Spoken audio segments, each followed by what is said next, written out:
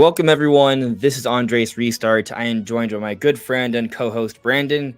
And tonight we are going to be talking about Nintendo, as we usually do on Monday nights. And as the title suggests, a lot of Nintendo rumors have really been heating up lately. There's a lot of different things Switch 2 related, another Switch revision related, Metroid related, Mario related, and even some Pokemon stuff as well. It's a lot. It's a lot to kind of get into, especially with the Game Awards just a few days away. Oh, facts. Yeah, I forgot about that completely. yeah, Wow. yeah. Now maybe we don't even get anything substantial at the Game Awards from Nintendo. That's True. up for debate. Like I didn't even. It's not a We guarantee don't at even all. need to have a topic about the Game Awards this week to kind of fill up the discussion for tonight's podcast. Like that's just how much we have to kind of talk about. So yeah, there's a lot going on, and it's going to be fun to kind of dissect some things. There's a few little things I haven't really focused on yet that I might point out here that perhaps you guys haven't heard before or haven't realized or noticed. And so I think it'll be a little interesting to kind of go over that stuff. And I did actually make sure to watch the GTA 6 trailer right before the podcast. And I had to do a little bit of a double take because I watched it once and I was like, huh, that looks kind of like Miami. And then I watched it again, it's like, wait, that is Miami. Is it out yet or did it leak? Because No, I it's thought coming it was out. supposed to come out No, tomorrow. the official trailer is out. It is out. Oh, because they said it was going to come out on the 5th. Well, they lied. It's out now. It came out an hour ago. Because I heard it leaked. Huh. The trailer is out. That's probably why they put it out. And I think I'm confused, but I think it's South Beach. Like this is where I did hear from rumors that it was going to be Miami. So we knew that a while ago. Well, I mean, they had flamingos. They had the little airboats in the Everglades. By the way, not everyone in Miami does that, but the Everglades are relatively close. There was South Beach or places that looked like it was Miami. Like it was definitely south, very very South Florida. Ooh, sounds good. So it looks like Rockstar's trying to get me to buy the game because these graphics look insane. Yeah. That's crazy. Yeah, it's pretty cool. It's pretty cool looking. I'm Miami biased because it's my hometown, but I'm not really a Grand Theft Auto guy. What engine is this on? This is crazy looking. The good engine. I mean, this is definitely going to be like a next gen exclusive game. Yeah. So I expect it to look this good. This is crazy. Guys in the chat, I will be checking with you momentarily. But if you guys could let me know how everything is looking and sounding, I would really appreciate that in case there's any issues. If I need to lower the background music, potentially, I think the background music might be a little loud, actually. So I'm going to lower it a little. Yeah, maybe that's better volume. But yeah, let me know how everything looks and sounds. And let's start things off with a poll, actually. I think it'll be interesting since we're already kind of talking about Grand Theft Auto 6, which I would never really talk about because I'm not a Grand Theft Auto guy, and rarely Grand Theft Auto is really on Nintendo systems. But with Switch 2 on the way, it raises the question. Will Grand Theft Auto 6 come to Nintendo Switch? It's interesting because Grand Theft Auto 5 could definitely come to Switch. Like, it could have already been on Switch. They were saying back in the day, or maybe this was just speculation, I forget if this was from an interview or what this was from. But I guess the previous thinking was they were waiting for 64 gigabyte cartridges for Switch to drop. Yeah, there was that and that came and went, and nothing. By the way, I'm asking for Nintendo Switch 2. I don't know if I said the 2, but yeah, I doubt GTA 6 will ever come to Switch. No. But Switch 2, that's a different beast. I would hope so. But again, like Rockstar could have put GTA 5 on, but they have not done that. So I don't know what's up with that. I don't know. But what? So like, if you had to put your money, is GTA 6 coming to Switch 2? I would think that Nintendo would be smart enough to want that, to make that happen. So I'm gonna lean towards yes. Okay. I'm also gonna say yes. Yeah, I think the answer is yes. Maybe we're both wrong. Maybe both Brandon and I are too high and what Nintendo's gonna. I would have said yes about GTA 5 on Switch though. So. Yeah. I think it's gonna be able to run it. I mean, we did get the GTA trilogy on Switch, right? Like that came. It was terrible, but it Oh, came, right? yeah, Uh, horrible, but it did come. it did That's come. that's It, odd. and so the reason why Brandon and I guess believe it can happen is because we subscribe to the the VGC reports, the Eurogame reports, what Nate the Hay just said. What we've heard about it, having ray tracing and all these different like nice bells and whistles. Like what we kind of think is that the Switch 2 is actually going to be able to run third party games. Like Right. if the game's going to be playable on an Xbox Series S, the Switch 2 will be able to play it well Right. enough.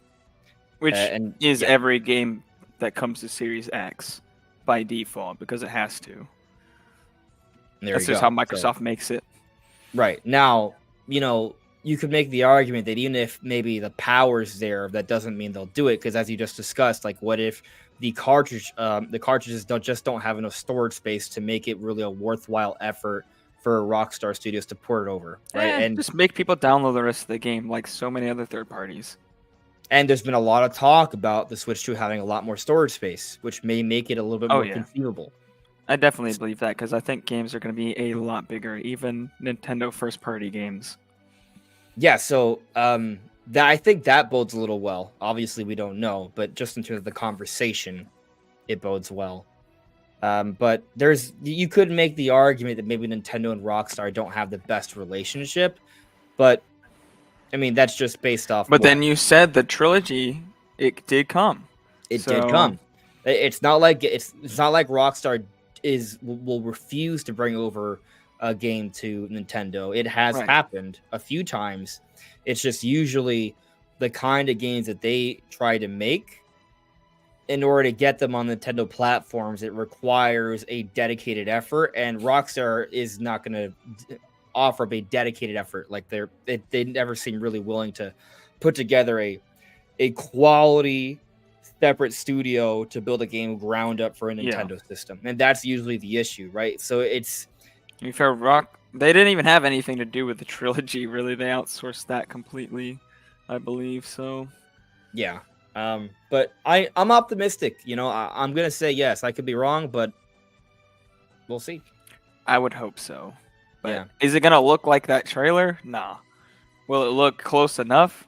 Hopefully. So I think the I'm not even sure one of if the the real game's gonna look as good as that trailer. That looked insane. well, some parts almost looked real. Yeah. Yeah, Like that looked 'cause crazy. some of the parts were like mimicking TikTok and stuff. And what was interesting The about that is animation that quality had to have been mocapped. yeah, There's no way. it looked pretty good. I don't know. We'll see. Now, with that said, I can only talk about Grand Theft Auto for so long, given that I'm not a Grand Theft Auto fan. So on a I Nintendo love on a Grand Nintendo Theft show. Auto So 5. Although I haven't played it that much. I've mostly just watched other people play it. It's a great watching people play roleplay on GTA 5 is hilarious. And watching all the mods and stuff is great. But also just running around the open world with my friends is the most fun I've had in that game, even though I haven't played it that much.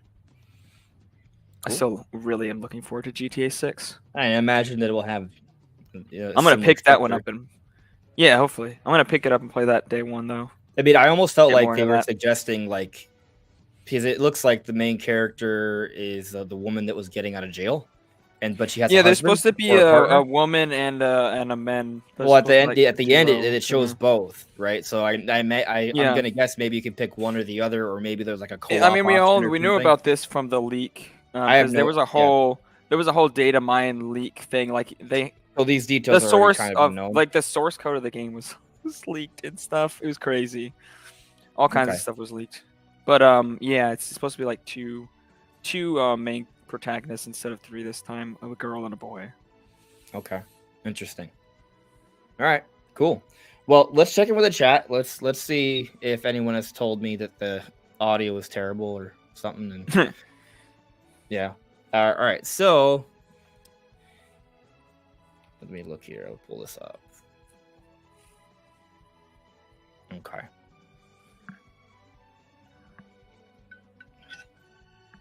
Comments. All right, I got the super chat here from Taker. Let me get to that. Taker610, thank you for the super chat. Asks Switch 2 blowout in January per Nintendo Prime. Yes, please. We're gonna talk about that. We're gonna talk about that. A couple different sources on Twitter that apparently have some level of credibility are saying there's going to be a Switch 2 blowout in January, which is a little hard for me to believe. Blowout. But after the holidays, I think it would. I mean, I've been saying tease in January for a while. Well, I mean, there's always room for interpretation there, right? Maybe a blowout just means, hey, here's a 2-minute trailer, right? Like, Facts. so, yeah. So, I'm not gonna say no, right? I would love it. Give it to me, please. Next month, blow out the Switch 2? Oh, hell yeah. Yeah, but we're gonna get more into it in a bit. Yeah. Save that. Yeah. Now, just looking through the chat here, let's see.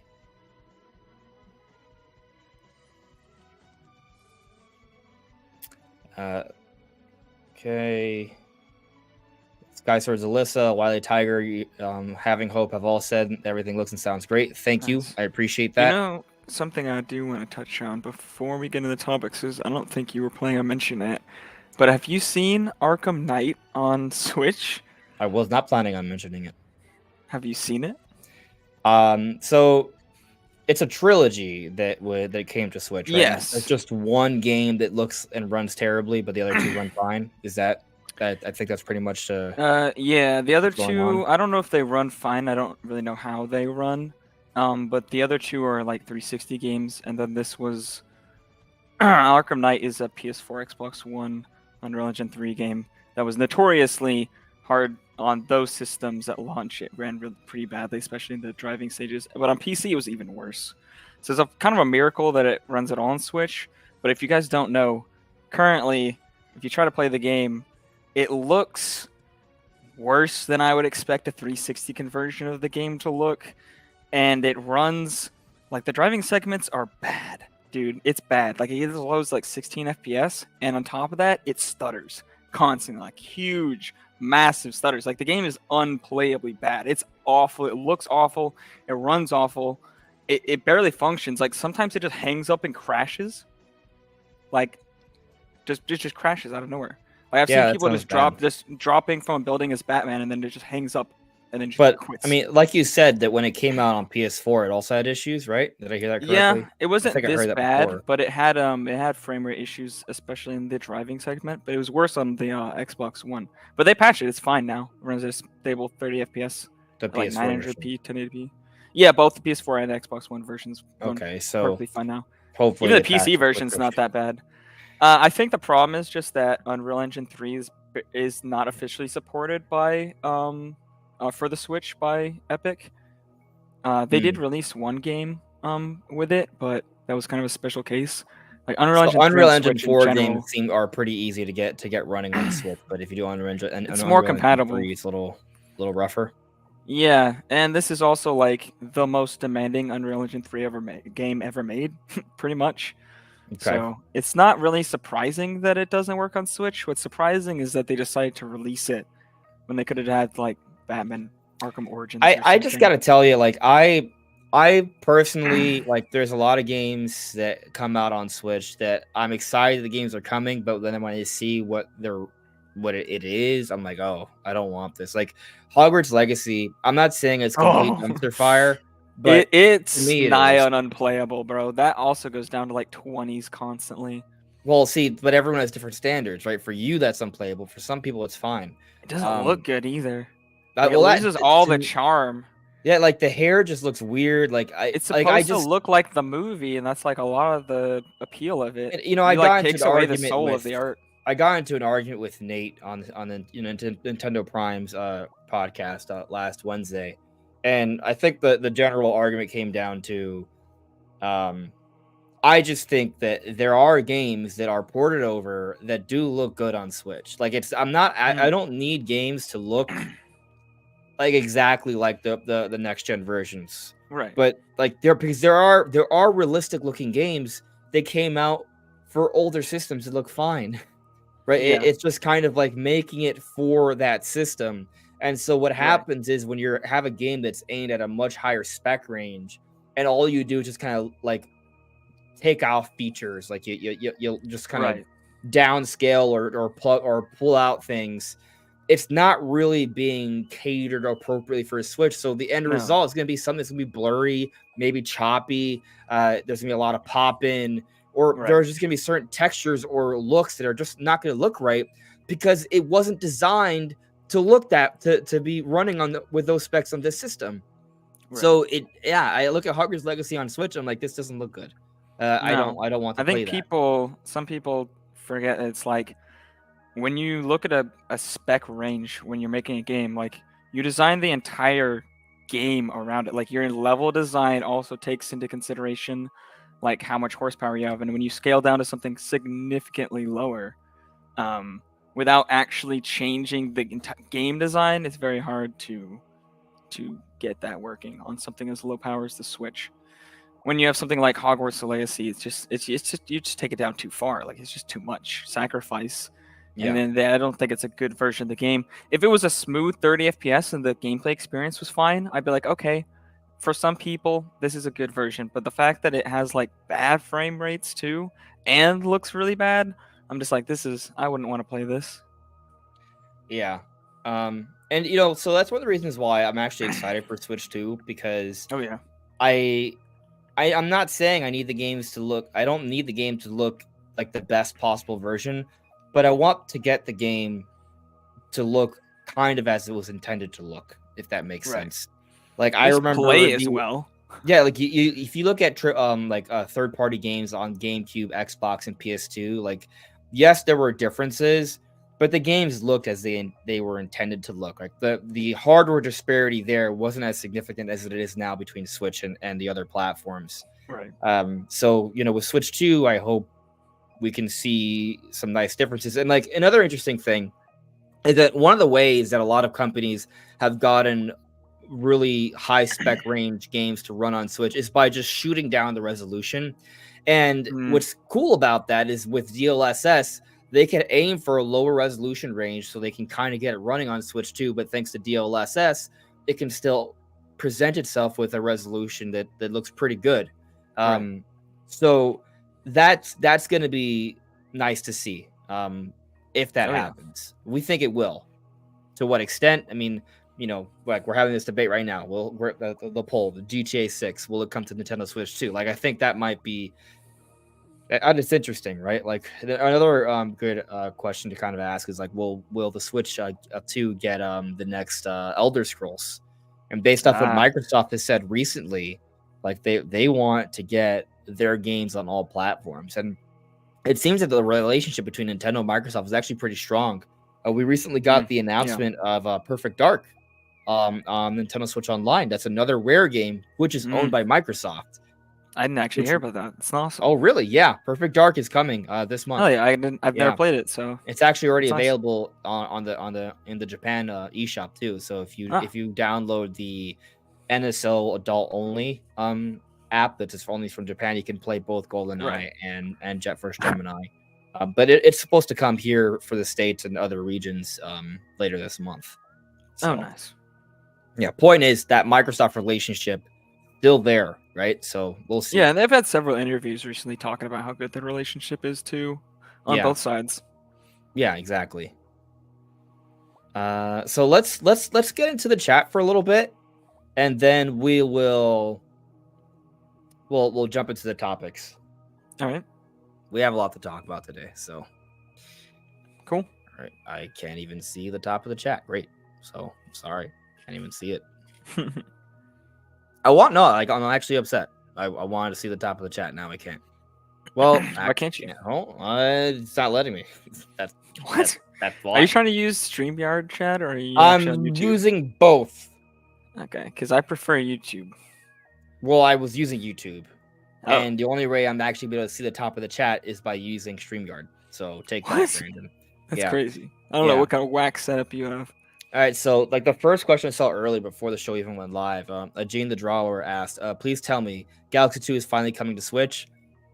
There's no info suggesting that Galaxy 2 is coming to Switch. I'm sorry if the image I put for the thumbnail makes you think that Galaxy 2 is for sure coming to I was just putting something that was like Mario related because there is a Mario rumor that's exciting. I would argue that maybe Galaxy-esque, but it's not a Galaxy 2 coming to Switch. Yeah, as far rumor. as I know, there's no reason to believe that it's coming anytime soon. But there's no reason to believe it's not. I mean, I would argue there is a reason to believe it can come. And that's Okay. just because we're getting a lot of remakes and remasters. And I think the Facts. Switch is going to be supported for 2 to 3 more years. And so Galaxy 2 is a prime candidate to get onto the Switch. A quality game will look and play great. A lot of people would want It that. would So for be that reason strange alone, though, because they're no longer selling Galaxy One, right? So would they sell Galaxy 2 just by itself? No Galaxy 1? Were they gonna re-release Galaxy 1 again? I don't know how they'll do it. Such a weird situation.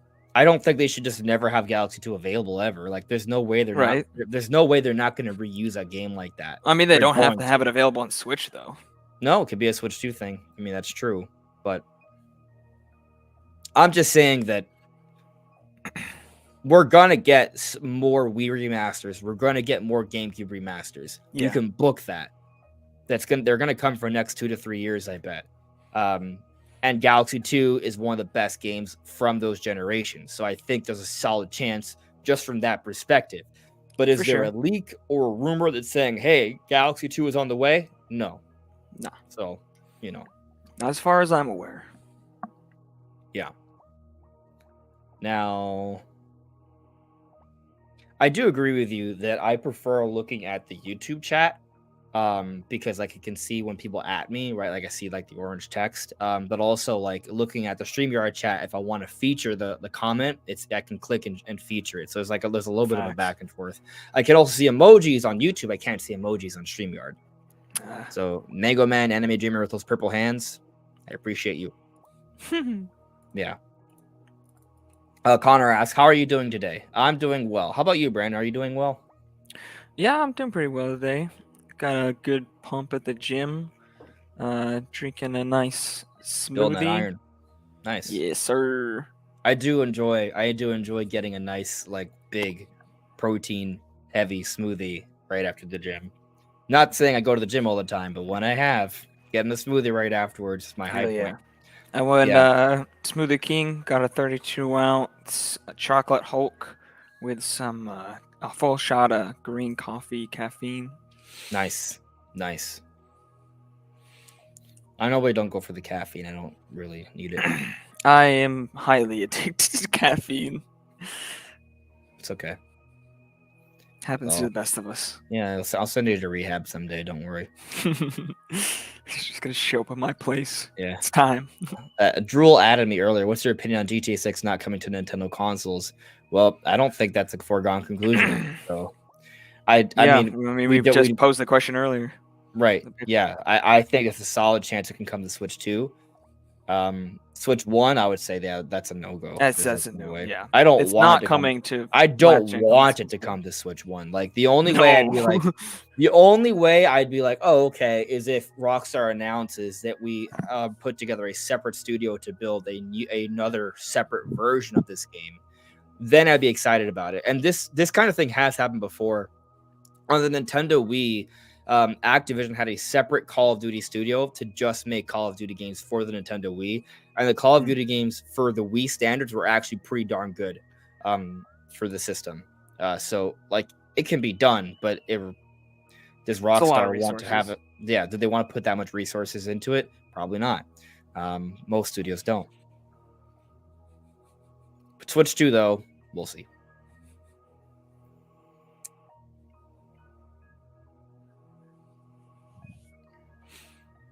Drew has another question here. I think it's interesting. If Nintendo's next system only have PS4 based power, will you be disappointed? I mean, that's such a.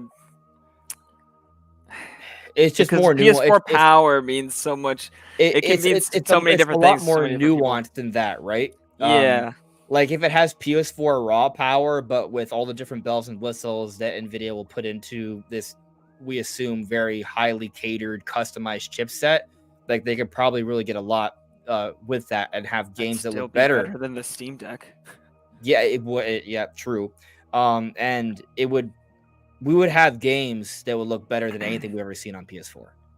Like, Yeah, if imagine if the Zelda team had PS4 levels of power, what they could do with that would just, if Breath of the Wild blew your mind, like what they, or like, yeah, like they'll, Nintendo Studios, if they have that level of power, they'll have a field day, right?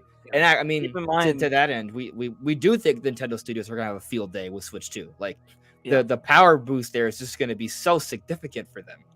Keep in mind the Switch's power level is much closer to like the Xbox 360 or the Wii U than it is to the Xbox One PS4. Like way closer. But It's not it has a more modern chipset, which right. gives it a better chance to have similar games. Yeah, in terms of raw GPU grunt, it's not that much better. Like it is, but not really. So a lot of it relies on the modern feature set and the better CPU, better memory, that kind of thing. So yeah, it's even if I do think it's going to have relatively close to PS4 levels of raw GPU grunt. But yeah, if it has DLSS, especially if it has like DLSS 3, but even if it just has DLSS 2, that's going to make a huge difference. All these kind of features, if it has ray tracing support, it's going to inevitably have a much better CPU. Those old Jaguar CPUs in the PS4 and Xbox One are garbage. So it's going to have a lot of things that are going to make it. It probably will have some sort of SSD or similarly fast storage medium, I would hope. Or at the very least, we're fairly confident from the NVIDIA leaks and the specs that we know that it will have a GPU decompression block, which will help with speeds, game loading speeds, and moving necessary things in and out of memory. So it should have just, even if its raw power is close to PS4, it's not going to produce PS4 level visuals. I mean, maybe in like handheld mode, but even so, it's going to have like a lot of features that the PS4 just simply can't do. Like an Unreal Engine 5 game, the PS4 just simply could not run in any capacity, whereas we hear that those do run on the Switch too. Yeah. So just moving on here. Wyatt Rosebrock, excited about Beyond Good and Evil? That was a question mark. Well, and I guess the reason they would ask that is because we somewhat recently, I mean, it's pretty recent, November 29th, like only a Remaster or week ago. something. Yeah, apparently there's a 20th anniversary edition listed on the Xbox store for Beyond Good and Evil. So I guess I we're heard getting vague like mentions of this, and it wasn't happy ones. But I don't really know much about it. Well, just briefly, me skimming this article here, a listing for the game which includes updated textures, lighting, an additional treasure hunt story, and a making of feature, apparently temporarily in the Xbox store before being taken down. I mean, so it looks like they're getting a remaster. So it was on the store, but then they took it down? Yeah, well, probably because it wasn't supposed to be up yet. Yeah, it's just yeah interesting that happened. Yeah, I mean, there's already ESRB rating as well. Like this, yeah, I mean, basically, it's gonna happen. Right, we have solid evidence that this is real. It's just a matter of when. I mean, it's cool. Like Beyond Good and Evil is a good game, so it at least being on the Xbox store is nice. I'm reading this from Nintendo, my Nintendo news, right? So they're kind of like putting in speculation, like, oh, could it come to Switch as well? Or like, it's more like hopeful, like they're hoping, and I am hoping as well. But yeah, I'd love to get a chance to play this game in a more modern way. So that sounds pretty good. Yeah. So yeah. I've never played it, so. Let's see here. AB James added me. Switch 2 September 2024 launch with new 3D Mario, Metroid Prime 4 in October, next generation Pokemon in November, Mario Kart X in spring 2025. Best strategy ? I don't know. When do you say launch? September. Yeah, that's just his like this is that's what he's suggesting. Yeah. That's what yeah. I don't know about that. I don't know best strategy, but it's Right. a strategy I've I, thought about for sure. yeah, I mean, I'd be okay with that, right? Like, I wouldn't mind that. But recently, we've actually gotten some info that um, bodes pretty well for maybe even an earlier release. And I think that kind of brings us to, well, yeah, there's a lot of Switch to stuff to kind of like dissect. So I'd say we just kind of jump into that here. Let me see if I put this up. Like, there's honestly a lot. So I just call the topic new Nintendo hardware stuff because there's a lot of different things to sort of dissect here. And to be honest with you, I'm even having some trouble remembering why it is that the summertime all of a sudden seemed like kind of like a strong candidate for a Switch to release. But it just came back to me. So we had a show come up recently where that was. I mean, I just want to double check something here. Right, so it was Fantasy Life. Right, so basically, we had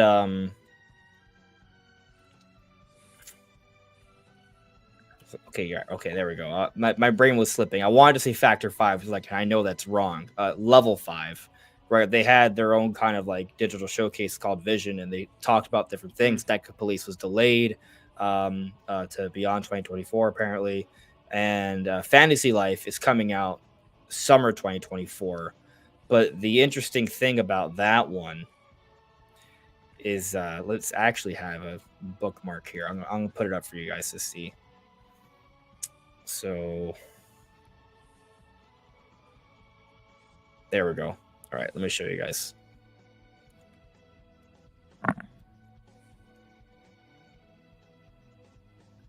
There we go. Okay. So they put this image was put up in the trailer for Fantasy Life, right? 2024 summer worldwide simultaneous release, supported platforms, Nintendo Switch, and then in parentheses, other platforms undecided.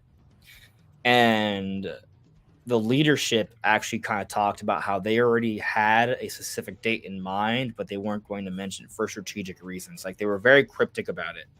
And it's also odd that they say other platforms undecided. I think this might be a little bit of a translation issue, and it's meant to more mean other platforms to be announced, or maybe, I mean, like, it could be to be determined, but that just, you normally don't say that, right? Yeah. Maybe it could be TBA, like, is normally what would be said here. So, but why would it be TBA, right? Like, if there's going to be a PS4 or a PC version, wouldn't they just say that? Yeah, it's weird because they're like, we don't know. We don't know if there's going to even be other platforms. Then why say anything? Why not just say support platforms Nintendo Switch? Right. And it's interesting. They're gonna have a simultaneous release worldwide, which, like, that doesn't. It's interesting, I guess, that they said that. It's pretty typical nowadays that you would do this. Right. Like, why even mention that? Unless they're talking about other platforms. That's where it gets like maybe. So this is kind of like what has kind of led people to speculate. Like, on top of like some of the delays to certain games, like it's leading people to think that this could be a hint that the other platforms that are undecided are actually to be announced, and they will already be known quantities come summertime. So that's what's very interesting about this, and the implication here is that the other platform would also be available at the same time. So that's kind of where a lot of the talk about Switch 2 being out by summertime has surfaced this past week. And now, what makes this even more interesting is that we have these new rumors that have popped up from, let me see here. Yep. Okay. I'm just going to continue sharing you this stuff, right? So Right. I'm going to share you. All right. So we have this person, Zuby Tech. They're apparently a fairly popular Sony-oriented person. Like you look, they have a. Let me like just look at this, right? They have a decent following, right? Like they have 28,000 followers. They're a tech enthusiast. Uh, apparently this I got this info from Nintendo Prime, right? Like he's the one who started doing some research on this stuff, but like they have a history of kind of getting a little bit of inside knowledge on Sony stuff, but they're also saying that there's going to be a big Switch 2 event in January, which is interesting, and then launching early next year, right? So if it's launching early next year, the implication being first half, right? Like early next year is a lot of wiggle room for that, but Very much, yeah. that means sometime between January and June. And so if that's the case, what we just talked about with that weird sort of marketing branding of the Fantasy Life summer release and like how it says other platforms have decided, it would match up, which gets interesting. But this gets more interesting because this is not the only source that's saying that Switch 2 is coming out early next year all of a sudden, because this is 14 hours ago. Or there's another source. So share this tab instead. I've been keeping up, right? I've been updating it so you guys can see the different tabs, right? I'm assuming you're watching everything I'm doing, Brandon. Yeah. Okay. All right, cool. But so here we have this other source here, Revagnus. It looks like Nintendo Switch 2 will be coming out early next year. Will be a lot worth buying in the coming year. And this was posted also today, like early in the morning. They also have a fairly substantial following. Like they're a tech person. Like there's a huge disparity here, right? Like they're apparently known for leaking out information about different mobile like technologies. Seems so. Right. So it's interesting that we have these sources. Come back here. And we have these sources, right, that are telling us that an early event is happening. Well, January, right? And the Switch 2 is coming on the first half. And we have this. We have some information that's like 100% like true, right? Like we like level 5 with their plans with Fantasy Life, like that is real information. We don't know what the other undecided platforms are, right, or to be announced platforms are, but there is something else. So it seems like maybe it's lining up, and you have these sources. Now, I can believe Switch 2 coming out in the summer. Oh yeah. I have a hard time believing that they're going to have a blowout for Switch 2 in January. Now, you may argue it's a little odd because I've been on the record saying that I think the blowout's happening in March, and maybe you're right. Maybe this is where I'm a little off. But the reason why I'm skeptical, and I'm totally open to being wrong on this, right?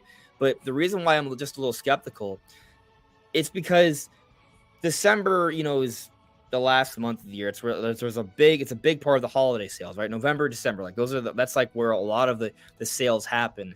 And to make a huge announcement about a new system, like just a couple weeks after December, feels perhaps like after Christmas, right? Like that feels perhaps a little disingenuous, if you ask me.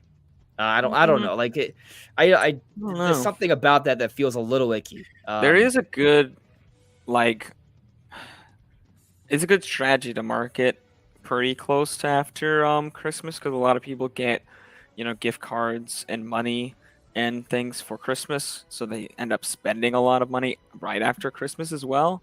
Sure. So, and to be fair, like even though we didn't know about the Switch before this, the big blowout was in January, on the 13th, right? But I believe. But I mean, the big point is that it was announced in October, so like there was that transparency there, right? Like there was a difference. There's a difference.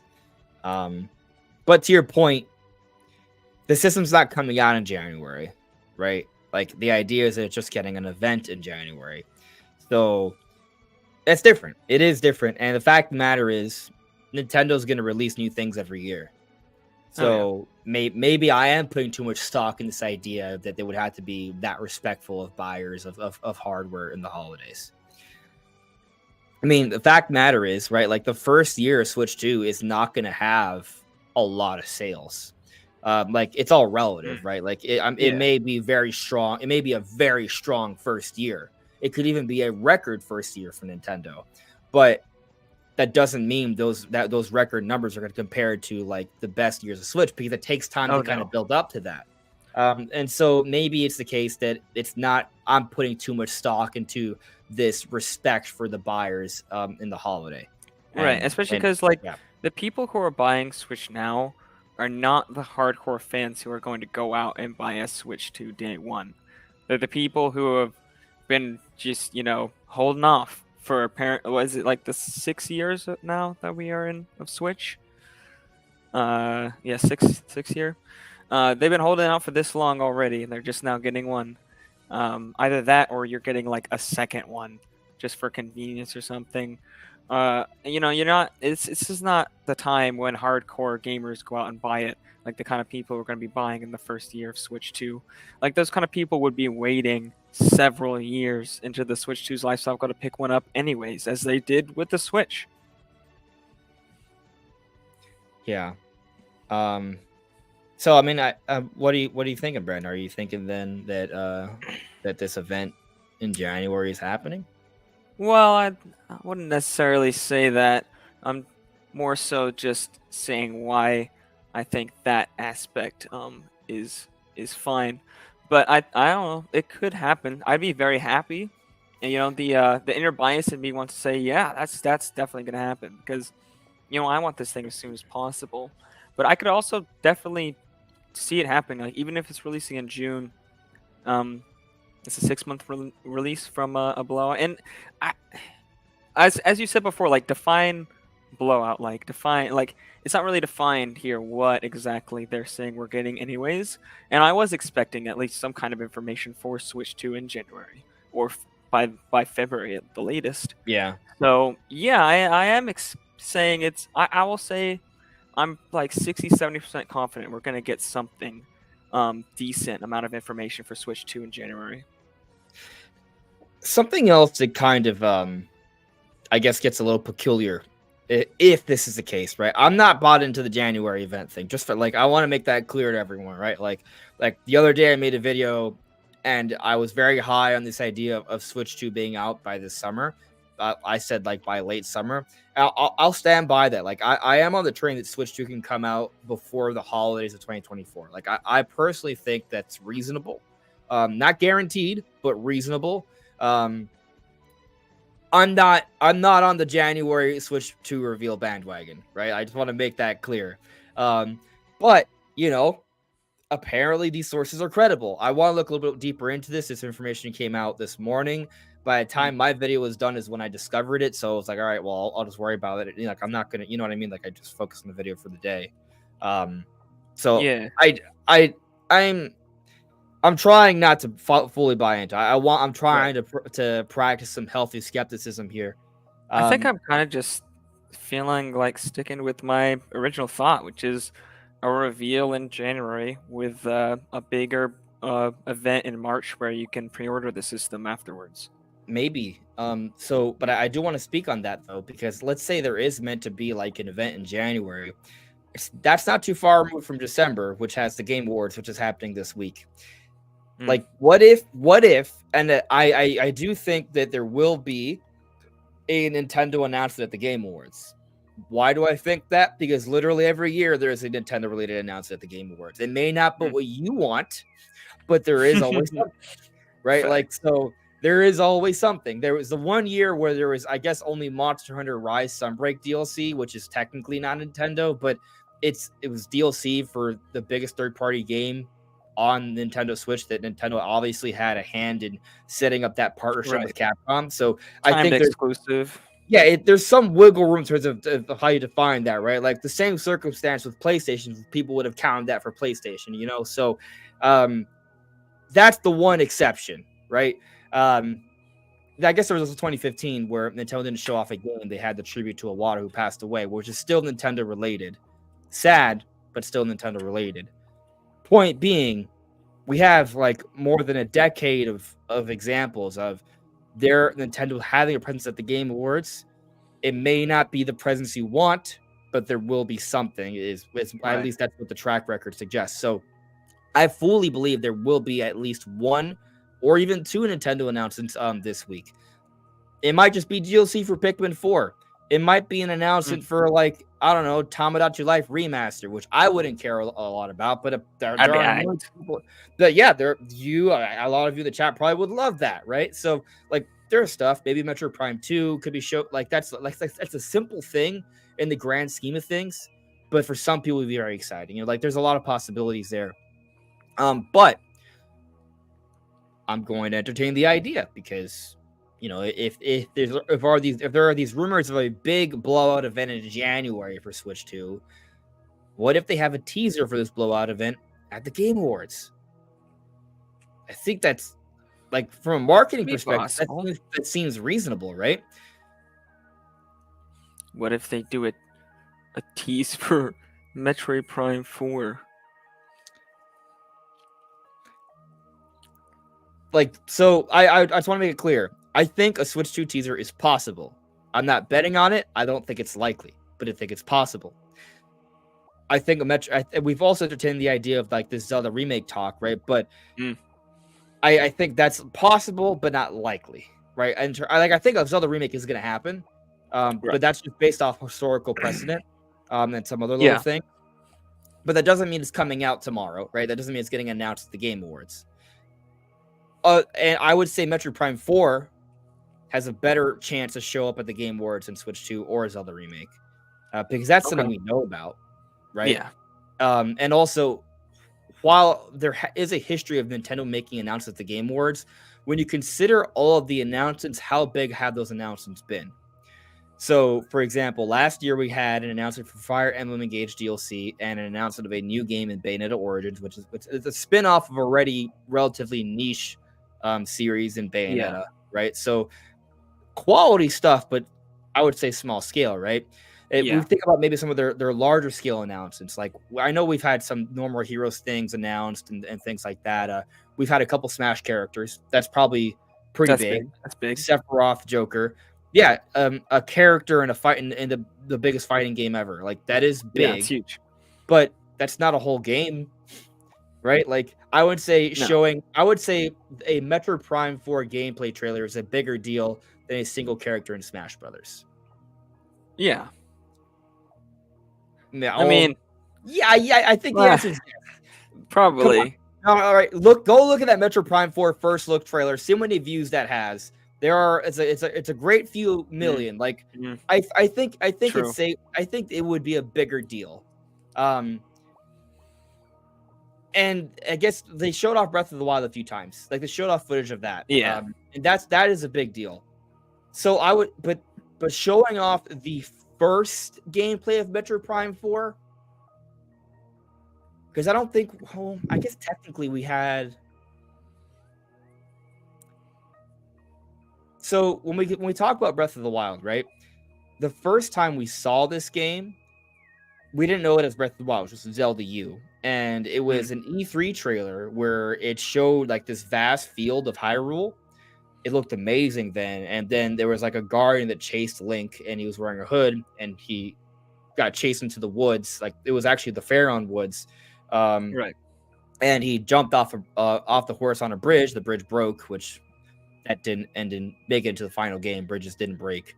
And he was about to shoot an arrow at the Guardian, and that was the trailer. That was an E3 trailer, and we got gameplay for the game, I think, later that year at the Game Awards, where it was Miyamoto and Aonuma sitting on a couple of chairs. It was off-screen gameplay. The game was still very early on, so I guess you could argue that's pretty big. But the first trailer was at E3, and while it wasn't technically gameplay, it was like in-engine stuff, right.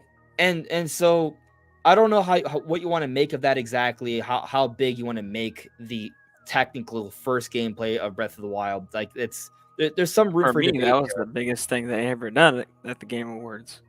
Okay, so but would you say I guess my point is, like, just considering the level of these sort of announcements, like, is a first time gameplay trailer of Metroid Prime 4 something that would be even beyond that? I mean, obviously Zelda's bigger than Metroid, right? Well, I mean, Um, they don't have to even show that much. I mean, technically, they don't even have to show any actual gameplay. They can just show like cutscenes and stuff. So it doesn't even have to technically be a gameplay trailer. sure, sure. Like it probably wouldn't be anything more than 15 to 30 seconds, I'd imagine, like something real quick. It'd be more like a tease than a trailer. Yeah. Um, and I think maybe that's conceivable. So, we got that. But there's actually gonna be a little bit more Metroid conversation happening tonight. Cool. Because I actually have the next topic is Mario and Metroid stuff. So there are Nice. some rumors kind of tied to both of those things. It's going to bring us back into this Metroid Prime 4 at Game Awards conversation. I realize I'm the one that brought us there, but just because I was just sort of thinking about the potential of like a Switch 2 Actually, teaser I there. asked you. Oh, did you? Okay, so it's Brandon's fault. It's my fault, guys. My bad. Okay, I was willing to take the fault though, so I couldn't let you. Couldn't let you die on that hill. You're a hero. But anyways, there's still more kind of Switch 2 stuff to sort of talk about here. So let me see. Yeah. All right. This stuff is also big. It doesn't necessarily indicate release timing, but it's big. So we got, and this is actually more tangible. I would say more tangible information. So we have a report from Chosen Biz. I believe it's I think it's a Korean site. But I'll just read this for you guys. If you watched the last couple of videos, you already know what I'm going to read, but I'm going to share it here quickly in case you haven't. Brandon, I'm assuming you haven't seen it. I don't think so. I've seen some of your recent videos, but no, I don't think that one. How dare you? Anyways, we're good. So I'll just focus on this part. Nintendo is reportedly in talks. You can see this, right? Yeah, you can see it. All right, Nintendo's reportedly in talks with Samsung Display to supply next generation OLED panels for various IT devices. On December 1st, 2023, Nintendo reportedly asked Samsung Display to supply OLED panels.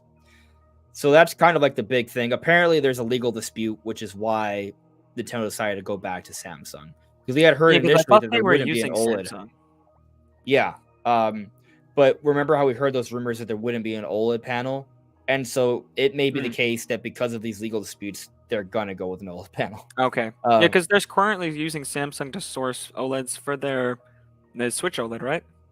I believe so, yes. Yeah, no, I'm pretty sure, yeah. Yes. Anyway, what's interesting, though, is that here they're talking about next generation OLED panel. So a new, maybe it has better HDR support. Maybe, right? And for various IT devices, right?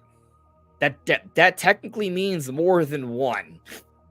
Like I don't. It doesn't mean two different models of Switch too. Or, yeah, I mean you're right. It could be that, and maybe there will be two different models. Actually, both. You could be right, and what I'm could also be right. There could be a Switch 1 revision as well that has an OLED model. Has an OLED panel. I mean, like technically, a Switch Lite OLED or something. Technically, it doesn't have to be two. It could be three, right? Like there could be two different Switch 2s, and there could be a new Switch 1. Like that's all technically possible. So, but that's what's interesting. My brother would be very happy if there was a Switch Lite OLED. And that's where this gets interesting because like this is going to take us into sort of our next topic. I'm debating we should sort of transition already. But Nashville kind of suggested some Switch Lite stuff as well.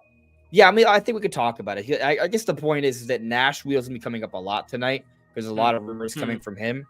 And so I do want to just dissect Nashville's credibility a little bit more tonight. But before we get to that, let's just kind of focus on just like this Switch hardware stuff, just to try to kind of stay a little bit on topic. Because this whole report here gets more interesting when we consider the recent conversation about a Switch Mini. And so with this conversation about a Switch Mini, let me see if I can kind of pull this up here. I have and no idea what you're talking about. Switch Mini? Switch Mini, not Switch Lite, Switch Mini. Huh. It's not people. Oh, there are videos calling for this to be a rumor. I think that's a little. I don't agree with that terminology. I would call this a theory. But Ah. there is information that's been shared by Nash Weedle. I'm being careful with my words here because while Nash Weedle has claims to be a leaker or to leak some things, they don't always leak things and they don't always claim to leak things, right? So here, this is just like some imagery of different patents they've shared that seem to sort of showcase different technologies that Nintendo has patented recently around the same time that seem to support the idea of a Switch Mini. Now, Okay. if you actually pay attention, right, like you look at this, it's in Spanish, but you can click translate if you don't read Spanish. I can read Spanish a little bit because I speak Spanish. But here it says, my Switch Mini Pocket predictions. But there were videos calling it a rumor. So that's where I'm kind of like, I guess some people may think because Nashville leaks out some things that they may be kind of teasing that they know something, right? So maybe that's why they call it a rumor. I don't think it should be called a rumor just because they call it predictions. And if you look at some of their tweets, they actually claim it's a leak, right? So they actually distinguish. So that's why I personally don't agree with calling it a rumor, but it's a theory. And it's a theory I think makes sense.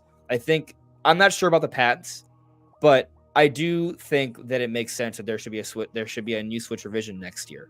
Because in 2017, guess what happened? In 2017, I'm gonna stop sharing this for now. Right. Where am I?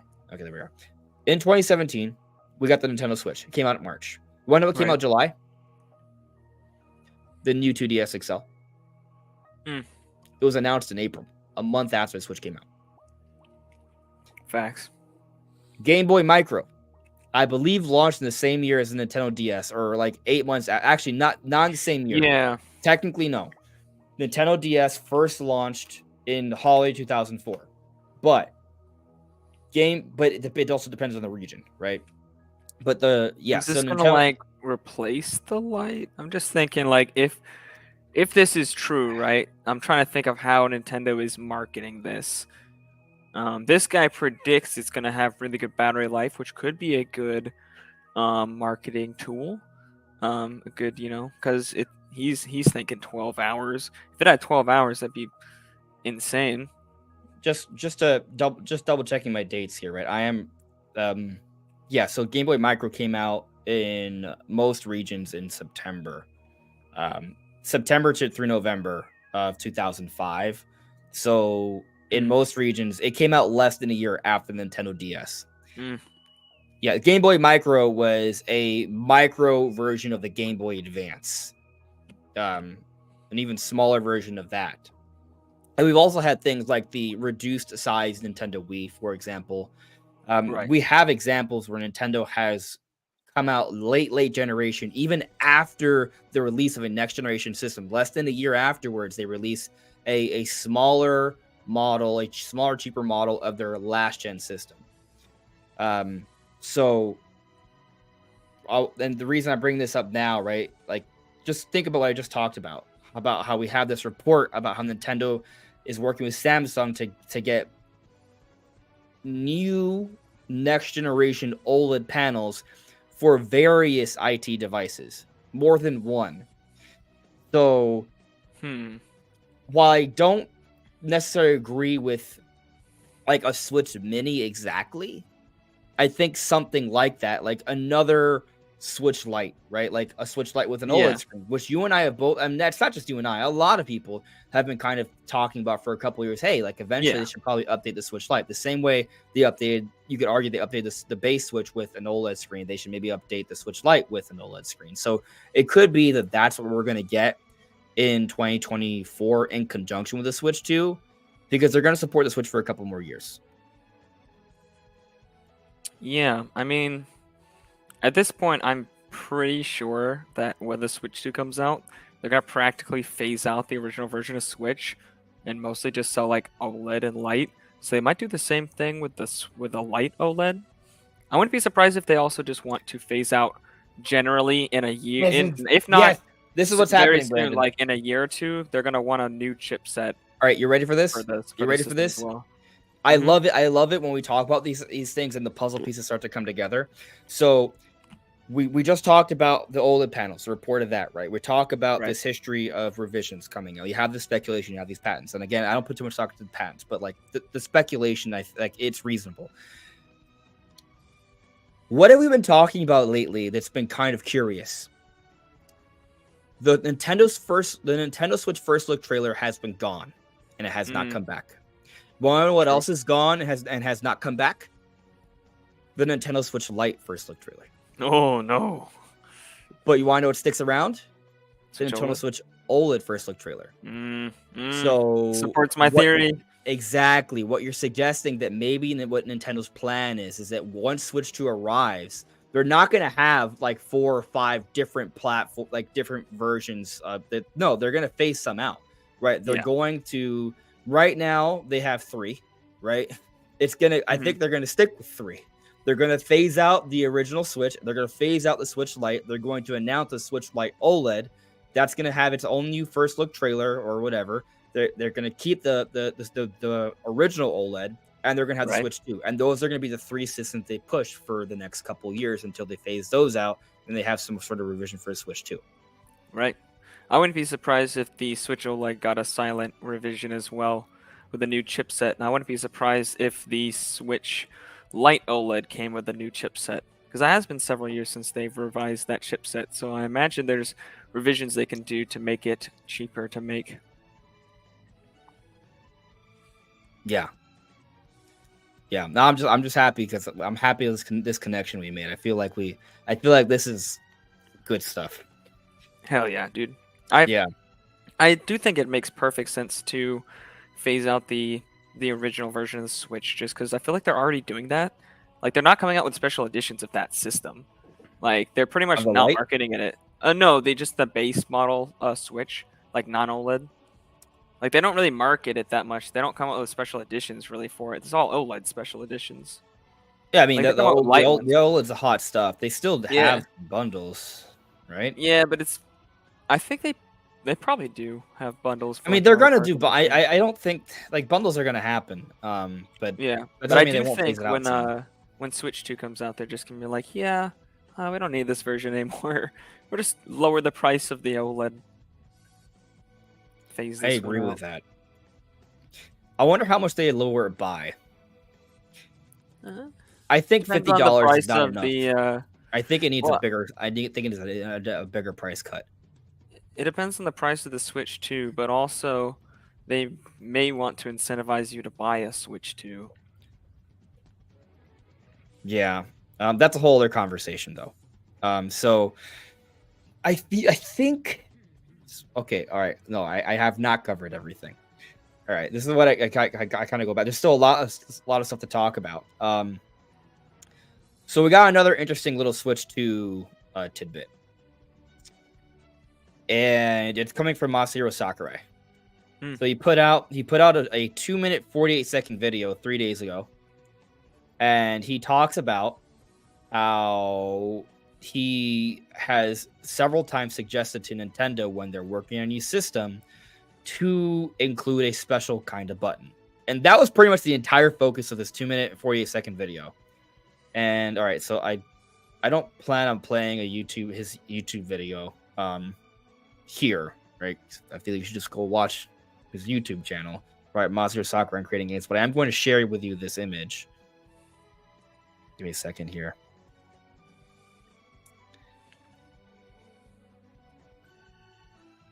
There we go. All right. So you can see that, right? Yeah. It seems pretty clear. Okay, cool. So this is just some imagery he shared, right? And this was for the proposal for Smash Bros. Melee, but he said in his video, he said several times, right? So this wasn't the only time. He has suggested a jog dial. And he later explains it's basically like the button on a mouse that you, like a scroll wheel. Nintendo's patented this before. They have. You're right. And so I'm pretty sure they had patents for Switch controllers with this on it. Maybe it happens, right? There's no guarantee it happens, but it is interesting. Whenever it's always interesting when Sakurai talks about something because he's one of us, right? He's a gamer. He gets excited about these Yeah, but he things. also signs NDAs. Yeah, I mean that doesn't. What he's saying here isn't. He's not saying that there's going to be a scroll wheel. He's just saying that he's told Nintendo, "Hey, I think there should be a scroll wheel." Right? Like there's a difference there. Now to your point, like I agree that like if this is exactly what they're going to do for Switch 2, it'd be a little suspect. But Yeah. that doesn't mean there can't be something similar, right? It's interesting that this has come out. I would like something like this for the L and R buttons because I do personally feel that the L and R buttons, not ZL, ZR, right? Like I think I actually really like the feel of those buttons. I do wish they were maybe analog, but outside of that, I like the positioning of them. I like how often they're used. But I've always felt that the L and R buttons are maybe underutilized. If they were scroll wheels, it could still click in. So they're still L and R buttons. They still have that function, but they have the added functionality of being able to scroll, which could help for menu navigation or even camera movement. Of course, back then, this is when they were still figuring out like 3D camera control. So probably still be relevant. Yeah. That's probably still be a second stick thing. But point is, it would just give you more options. It would make those buttons more usable. It would make them more nice. Significant. So you could like use it for like if you scroll, you can like change. Like if you're in a shooter, you scroll with the right trigger, or the right wheel, I guess. You would change weapons, and maybe the left one you can change like your items or something. Bro, imagine a Metroid Prime 4, right? If you want to change beams, like that's a lot easier because back on the GameCube, it was a single stick kind of setup, but you use the right stick to change your beams, right? It wasn't for aiming. Like, but on Switch, you use the right stick to aim. Like that's the new standard now, right? Like that's just how it's done. There's more options. Like, but being able to cycle through your guns, your beams, like that would work. Or like look at Tears of the Kingdom. Oh yeah. How you have to scroll through everything. Yeah. It might be nicer to have a scroll wheel, you know? And it would be I think it would feel intuitive too. So I at least on paper, you know, it sounds like a fantastic idea. Bring back the jog dial. They've thought about it before, and they did not go with it for some reason. Well, eventually they may. Maybe so. Maybe. Yeah, I mean, this might be a good time to do it. Like, it would be cool. And it might even be something that other developers, like third parties, might even be willing to do. You know, like, it doesn't feel like such a crazy innovation that you would have to change around your entire game. But, you know, like, especially a lot of games that already have, like, they're already on PC that have better navigation options because of just the fact that you can use a mouse. Like, yeah, it may be the case that we could see some third-party developers take advantage of a jog dial or a scroll wheel on Switch 2 and just have better maneuverability of the menus and such. Like, that would be cool. It would be a nice little perk of playing games on Switch 2. Yeah. Of course, this is speculation, right? We don't know what they're going to do. But it's interesting. Yeah, I don't know. I was going to give you a chance to say something. I don't have anything more to say, to be honest. I think it would be cool, but I don't expect it to happen. Especially since, like, they patented that for Switch, and they were like, nah, something with this don't work. I don't know why, but they didn't go with it. Maybe it won't work exactly the same, but maybe there could still be something. Like, what if... I'm sure there'll be some sort of quote-unquote gimmick with the next-gen Switch 2 controllers. I mean, we have the IR sensor and the current Joy-Cons. It's, like, barely utilized. Yeah, I want something that's utilized. You know, I actually want something that's going to make a difference for your typical gameplay. Scroll wheel would do it. Yeah, it would. There's other things, though. You know, I know this one may seem like a really crazy idea. No one's ever thought of it before. But imagine if you were to press the trigger, and you could press it to varying intensities. Jesus Christ! You know that thing that like Nintendo came up with and then ditched. Yeah, and then everyone else adopted. Yeah. Yeah. They were like, "Wow, this is a great idea." And Nintendo's like, "Never again, never again." Yeah. Beyond. Anyway, I think we're ready to move on to the next topic. Cool. There's a lot there. I mean, I think we could briefly check into the chat here. And let's see if anyone has added me on this stuff. This is just a different thing, but it's interesting, so I'll address it. Connor added me. So I saw Nintendo Land's video about the 2023 Game Awards. He said that what if Nintendo showed us a new Donkey Kong game? Because do you think it will happen in the 2023 Game Awards? So I think Donkey Kong is kind of like a left field thing, but I'll tell you that the Donkey Kong expansion still slated to the expansion to Super Nintendo World still slated for 2024, and I think it would be very weird to not have an actual new Donkey Kong game. And honestly, I think Donkey Kong would be well received at the Game Awards. So if Nintendo has a Donkey Kong game announcement like just ready, and so the same year the Mario movie came out. Yeah.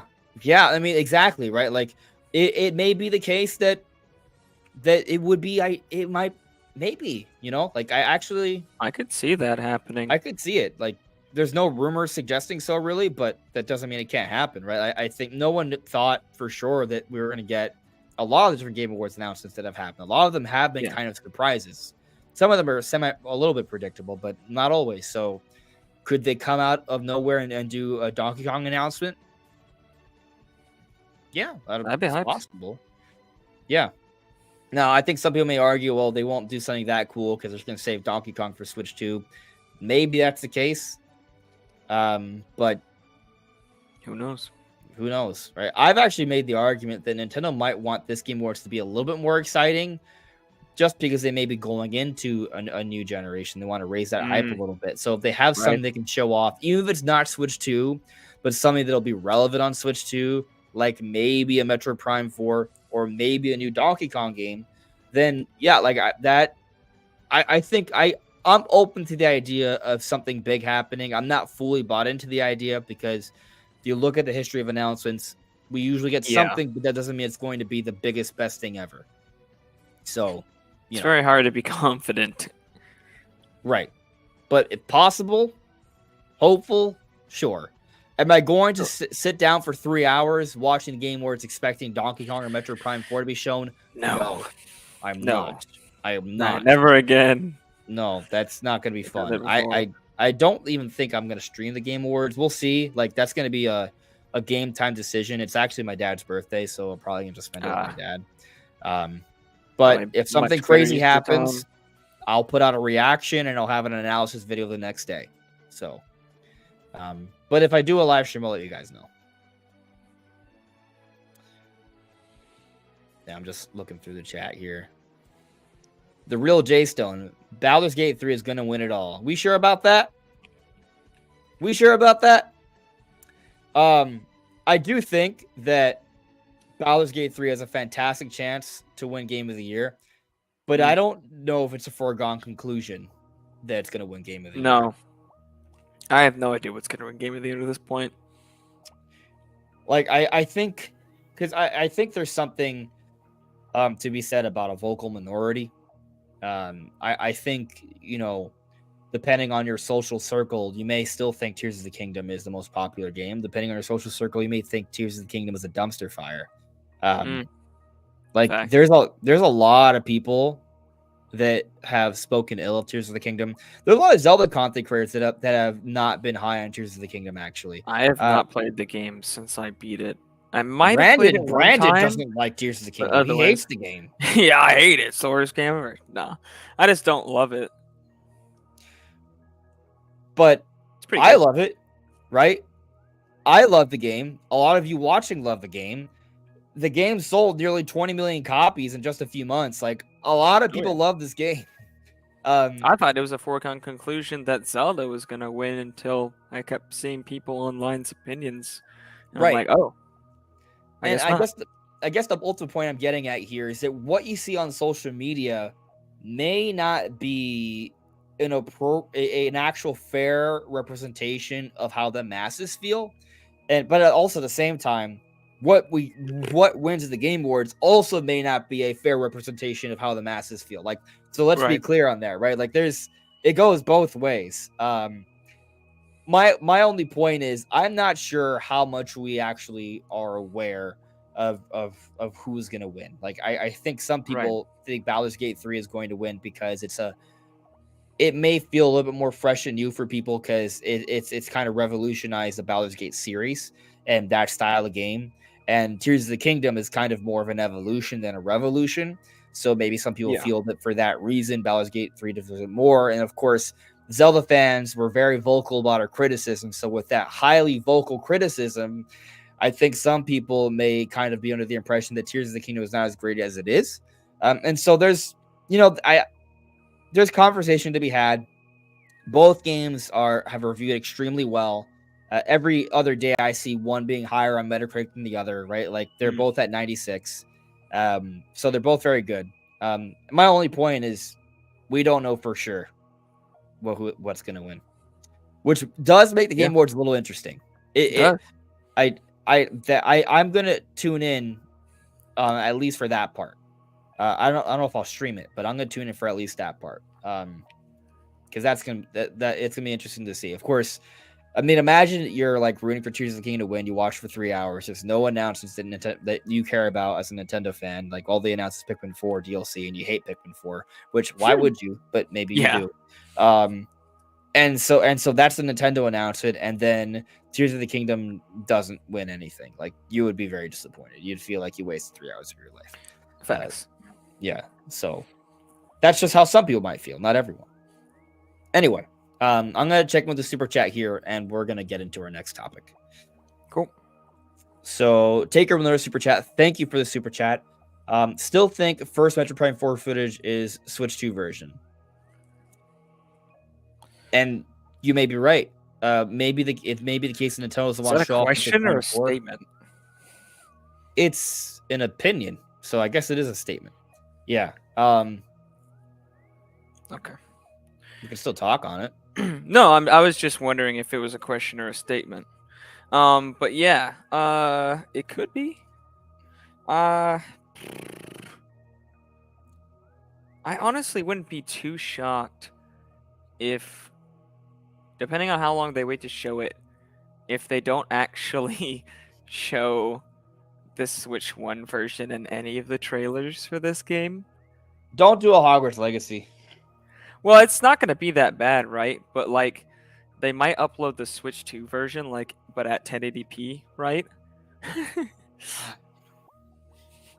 Just be like, this is the game. Because I mean, they do this all the time with games they announce, and then they upload trailers of the PC version of the game, like not even running on Switch, and then later trailers look different. I'm gonna assume that when it comes to Metroid Prime 4, how they went about doing it it was two different ways. They either went about it making it as a Switch game, and they made the best Switch game they can, and after a certain point, it became clear that they should also have a Switch 2 version. So then they started developing a Switch 2 version that was just building off and enhancing what they already accomplished with the Switch 1 version that was meant to be a standalone at first. That's one way that I think they may have gone about it. The other way is just they literally knew from early on that there were going to be two different versions, and they developed two different versions. I don't think I would say the least likely option of this. This is a third option, right? That I really doubt, and I think you'll agree with me, Brandon. Here, I don't think they start development, and then they quickly transition over to focusing on Switch 2, and have just kind of done the basic kind of port down job we see for most third parties, where it's not a catered version for Switch, and they just lower the resolution, lower the the draw distance, lower the textures and details and geometry to the point where it runs on Switch okay. Like, I don't think that's what they did. No, well, we know for a fact that, well, I guess we don't know if this is a fact, but I mean, initially we heard that Metroid Prime remaster that came out, it should be on the same engine that they're using for Metroid Prime 4 now, considering that was like a tech demo of their new engine, and we know that that engine is optimized for Switch. So in the end, like all the tech that's going to be used for this game was initially optimized for Switch. Could they add more features for Switch 2? Yeah, they probably did. They probably already have, and they're working on the Switch 2 version of that engine, I'm sure already. But they already had that solid foundation of that Switch version of that engine. So there's really no need to go and try to decimate a more complicated version because they have all that, Yeah, working already. I basically think that Metroid Prime 4 needs to basically look as good as Metroid Prime Remastered, if not slightly better, Right. on Switch. On Yeah. Switch. So I think the Switch version is still going to look fantastic. Oh yeah. I think we But might see maybe a lower resolution because I think the world's environments are gonna be a lot bigger and gonna be doing a lot more things than Metroid yeah, Prime Remastered because that's based on the maybe GameCube game. there might be some slight Might differences, be but like in terms dynamic of resolution or I mean, something. I think Prime 1 is technically already a dynamic resolution. Oh, is it not straight 1080p? I don't remember. I don't think so. But I wouldn't be surprised if it dropped more heavily in resolution. I And think they might use reconstruction to make it fine because there are yeah. reconstruction methods you can use on Switch. Obviously, we know that they use TA based ones in Xenoblade Chronicles 3. I'm actually googling the resolution real quick just because I want to say it's not 1080p. Maybe it's 900p. All right, so according to this, image quality is sharp, both docked and handheld. Dock turns in a resolution count of 900p, while handheld mode lands just Okay. shy of native resolution at 600p. This comes Oh. from Vintage is a new old. So yeah, that makes sense. And I'm impressed with how the resolution holds up. Like I play. Oh yeah. I love playing Metroid Prime on my 4K television, right? Like it's not an OLED, it's a QLED though, so like the colors still pop a little bit. And it holds up. Like the game looks pretty damn good. Like it looks pretty good. Yeah. So It's just not gonna have those black levels that OLED has. but like Metroid Not Prime those Remastered, brights, right? though. Like it looks the game looks pretty good. Even on a big screen television, like it. Oh it yeah. holds up really No, yeah, well. image quality is good. They have a very good I don't remember. Did they? I don't think they use anti-aliasing in the game, or maybe they use TAA. I forget. I don't know. I don't remember. But the game just game looks has good image smooth. quality. The only issue I have with Metroid Prime Remastered is that there are certain areas that get really dark, and I think they did that on purpose so they could focus more on the X-ray visor, to make the X-ray visor more relevant. So you could argue it's maybe a good thing. It's just really based off your perspective on that, right? But I guess something that was kind of missed is that when you shot with the arm cannon, you could light your way a little bit. Right. You can sort of do that in remaster, but it's very, very, very, very subtle. So if there's anything that I kind of hope would maybe be fixed or improved upon in the Prime 4 version of the engine, is that they maybe work out something so you could get that lighting effect It's back. interesting because on the GameCube, it's basically like a scrolling texture that they Right. use It's to like a make that little happen. weird thing they came up with to make it work. Like it's not Yeah, actually like real-time lighting effects. right. On a modern engine, you'd probably have to use like a dynamic light, which is possible. It's just probably going to be heavier, especially because they have like baked lighting and all this stuff. So doing some kind of texture-based thing might be hard to do. I don't know. I'm not a game developer. I'm just speculating. Sure. Yeah. Anyway, to Taker's point, like it may be the case that they want to save Metro Prime 4 to be shown off for Switch 2, but I do think the Switch version is still going to look really good. And to Brandon's point from earlier, I mean, I've also talked about this idea before. Like, if they were to show off Switch 2, say at the game, not Switch 2, but Metro Prime 4 at the Game Awards, they could give us something like the Tears of the Kingdom trailer, the very first one, when it was just called the sequel to Breath of the Wild, where it wasn't actually gameplay, but it was like this weird, cool, cryptic cutscene that gave us a good feel of the game and how it might look without actually showing the actual gameplay of the game. So it could leave it up for debate for what platform it would be for. Like, I think that's still on the table and it would still look amazing. But it might be nice for Nintendo to show off the first trailer for Metroid Prime 4, and on YouTube it's available at 4K 60. That they might That would be nice. right? I Anyway, think, yeah, if they you go, show it Brendan. off at the same time as the Switch, or the Switch 2, right? Then Yeah. I think we'll see it in full glory. But even if they don't, I could see a possibility of them uploading a 1080p version of with the Switch 2 version actually being the version shown. Yeah. Anyway, let's now move on to our next topic. This one's a little broad. Actually, the first one was pretty broad too. So, but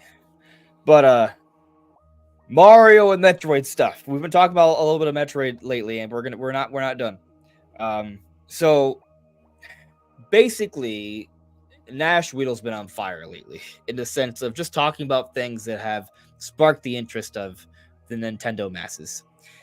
So we touched on this last Monday when I did the Q&A stream.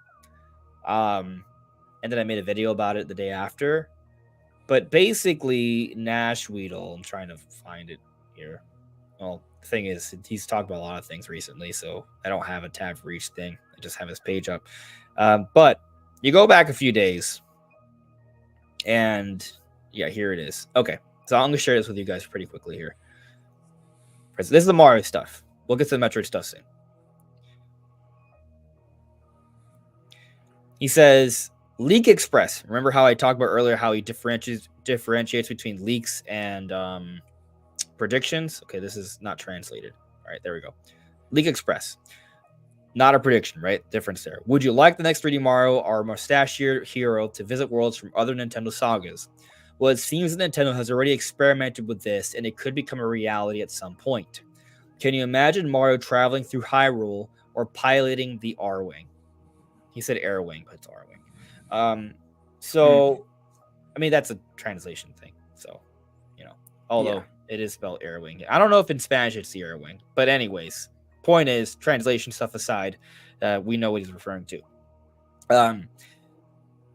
At first, I saw this and I didn't think much of it because, a lot of people have even kind of questioned the credibility of Nash Weedle because he said a lot of things that are hard to say for sure if they're leaks or not. Some people have claimed that his info on Metroid Dread isn't so great because other people were talking about it. I haven't even seen any proof of that, though.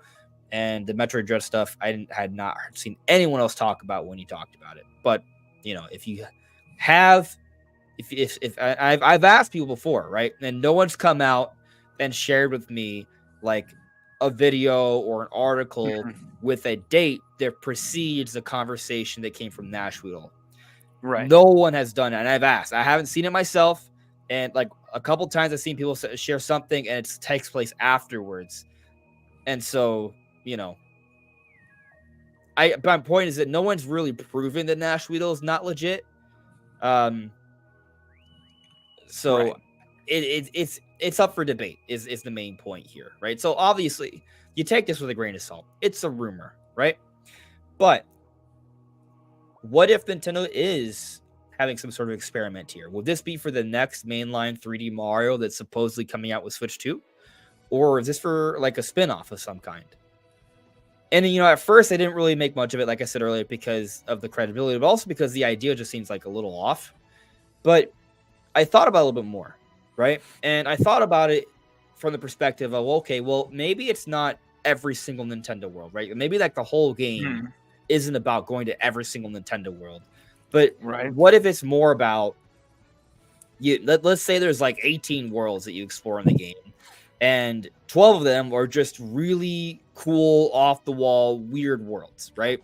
3 others are worlds that are like from Donkey Kong, Yoshi, Luigi's Mansion, which are still expanded Mario universe world, right? So it's not really too off. It's not out of context. And then maybe 2 or 3 of the worlds are like Easter egg worlds, like Xenoblade, Zelda, Star Fox, what have you.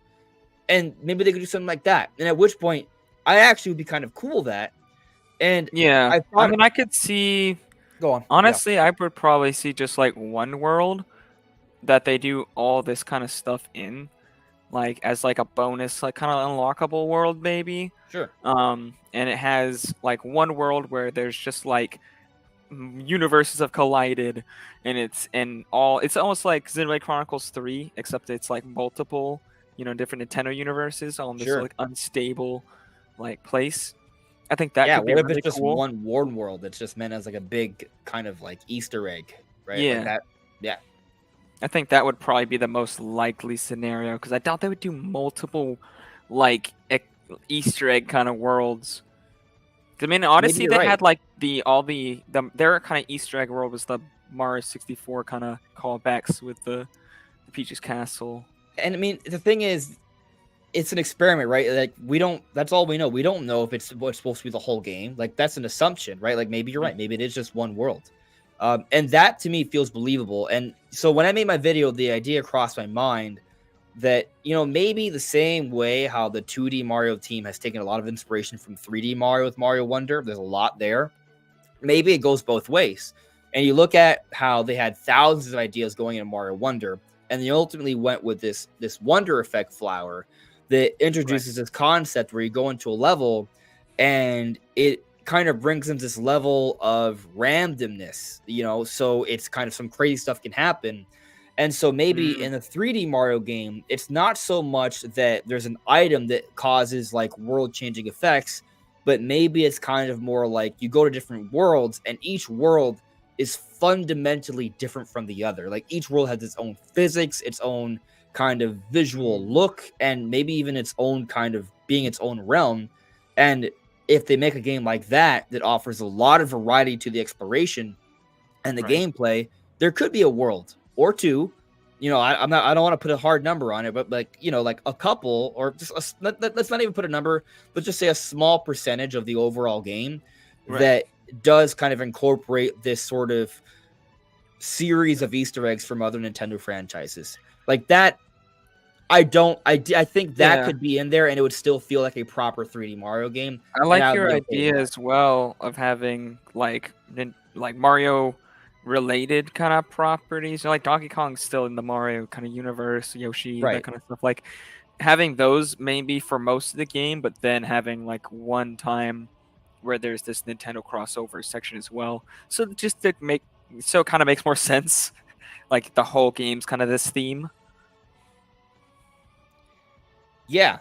That would be, it would feel a little bit better, right? Like, and I mean, maybe another angle it could be that it is still mostly Mario, but there are random cameos. Like if it is kind of like an interdimensional kind of thing, where maybe like you might see Star Fox just hanging out as like as a NPC, and you could like talk to him, and That'd be it cool. creates like an R wing mini game. It's not a whole level. It's just like a star.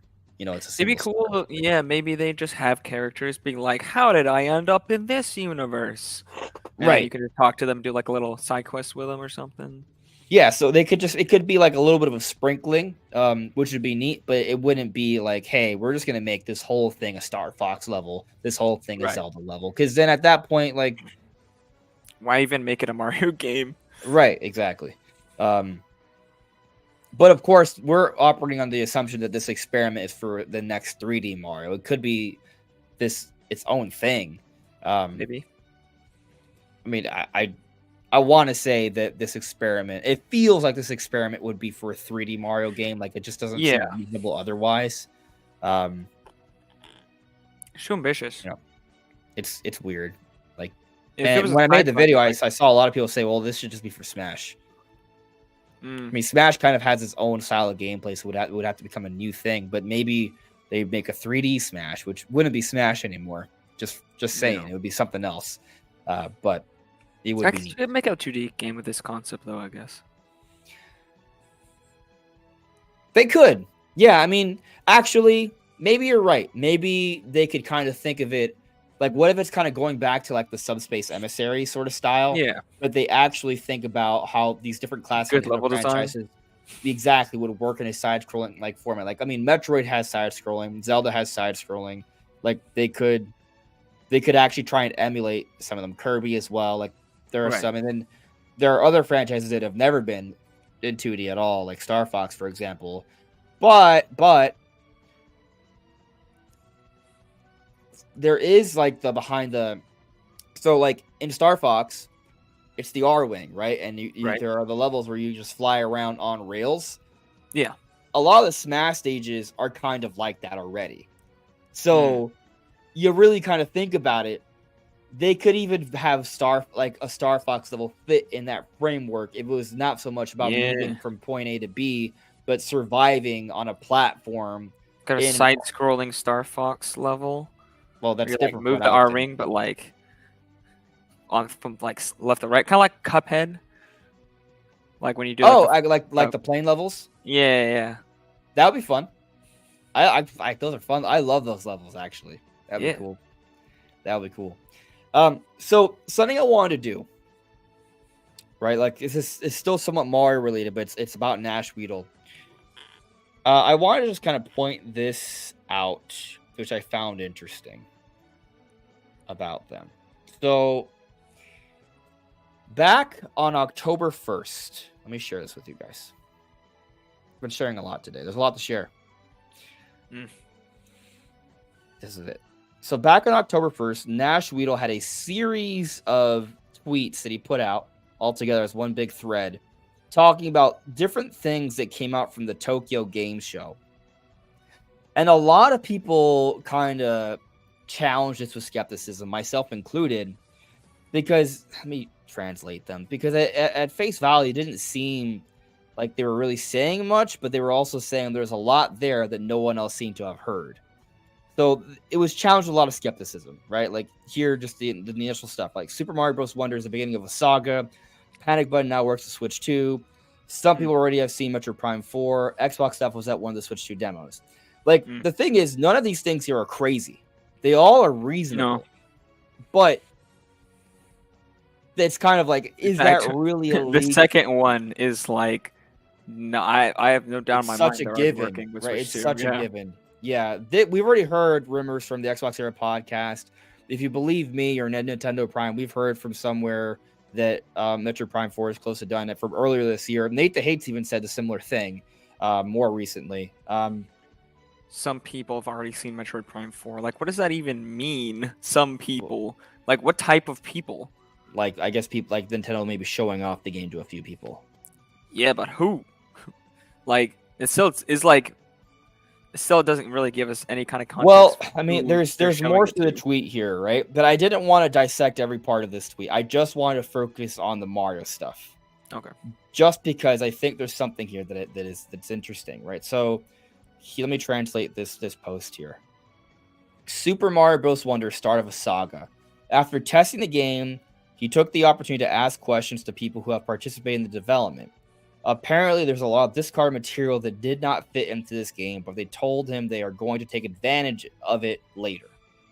Okay. Now, this may not seem like much, but I pulled up another article that's straight from Nintendo that might kind of support this a little bit.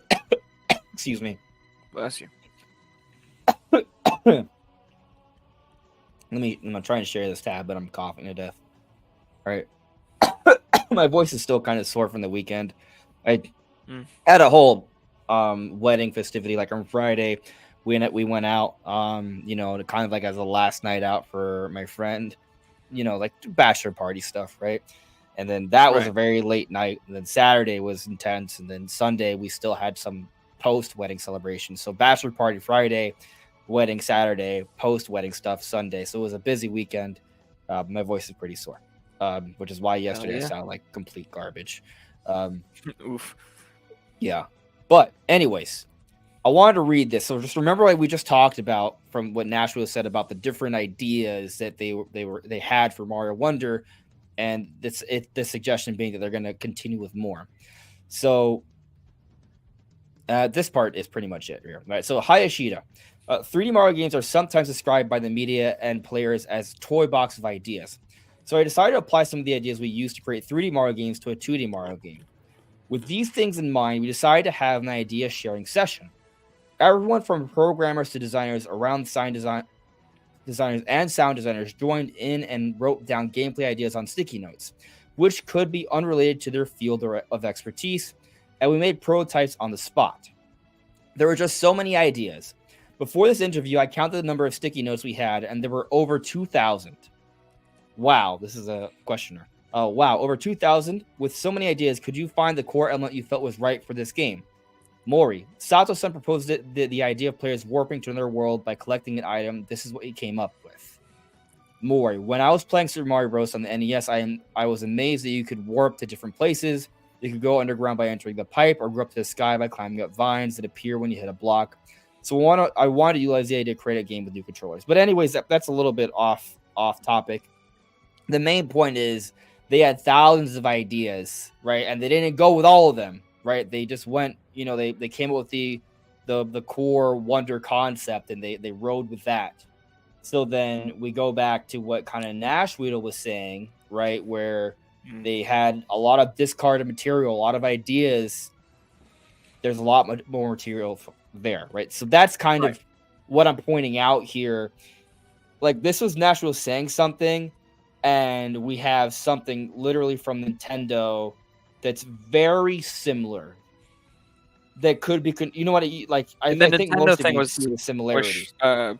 After he shared that, right? I want to. I think that's something that's worth confirming, right? Very much, because it doesn't matter. Here it is, right here. October 17th, and the Nash Weedle thing, October 1st. Yep, 16 days prior. So, could you argue that this was just a really good prediction based off what he had seen in the gameplay? You could argue that, but it's just like another little detail alongside the other things he said. Like, because remember, he talked about the dev kits before everyone else. Like, then a month or so later, all of a sudden, everyone had dev kits, right?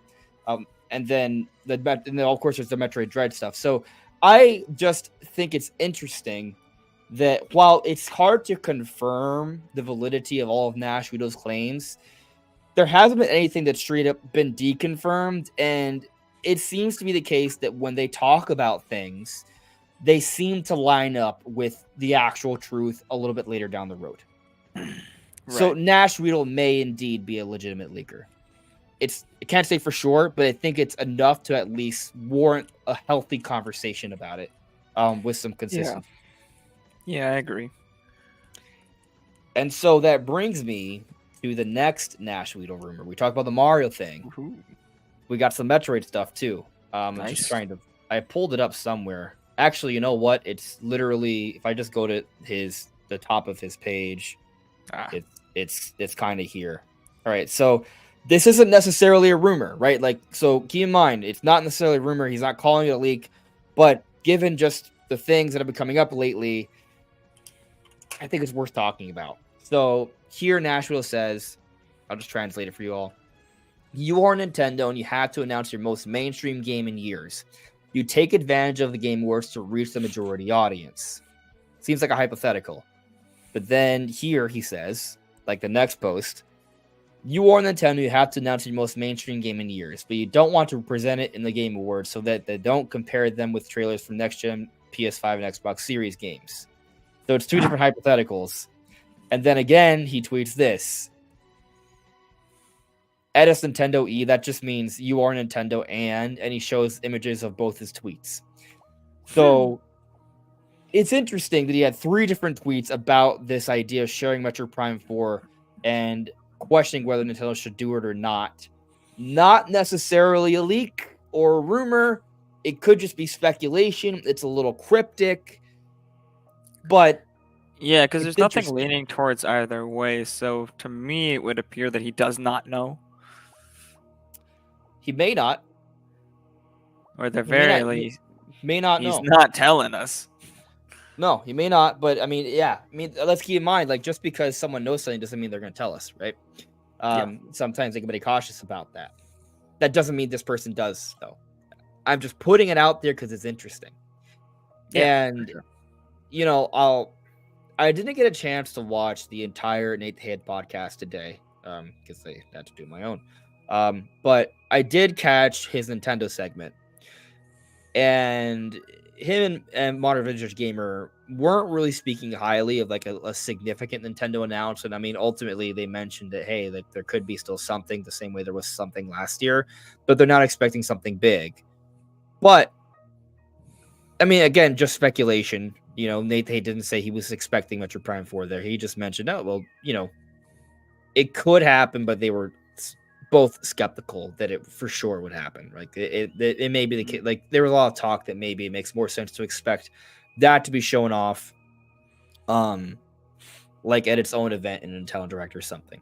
Right. But I just find it interesting how there are these different people that are kind of bringing up Metroid Prime 4 for the Game Awards. And you know, I brought it up. You guys know I've brought it up, right? And it may simply be the case that there isn't actually anything being said behind the scenes, but it's just one of those things where a lot of people are on a similar wavelength. That being that, you know, maybe there is good reason for Nintendo to showcase Metroid Prime 4 at the Game Awards. So I want to pose a question to the chat. I'm gonna end this poll here. We put up the poll an hour ago. We have 121 votes. I asked, will GTA 6 come to Nintendo Switch 2? 55% said yes, 45% said no. So it's interesting. Pretty close, right? Pretty But close, leaning yes. Oh, it looks like someone snuck in a vote right there at the end. So it went down to 54% for yes. But yeah, anyway. I want to pose a new poll now. This is related to Metroid Prime 4. Is Metroid Prime 4 mainstream enough for the Game Awards? Oh. Interesting. I mean, it is a very Western-focused game, after all. Made in the West. Right, made by Retro Studios. They're from Texas. Yep, my home state. Home you state. better believe best games ever made here, boy. Yeah.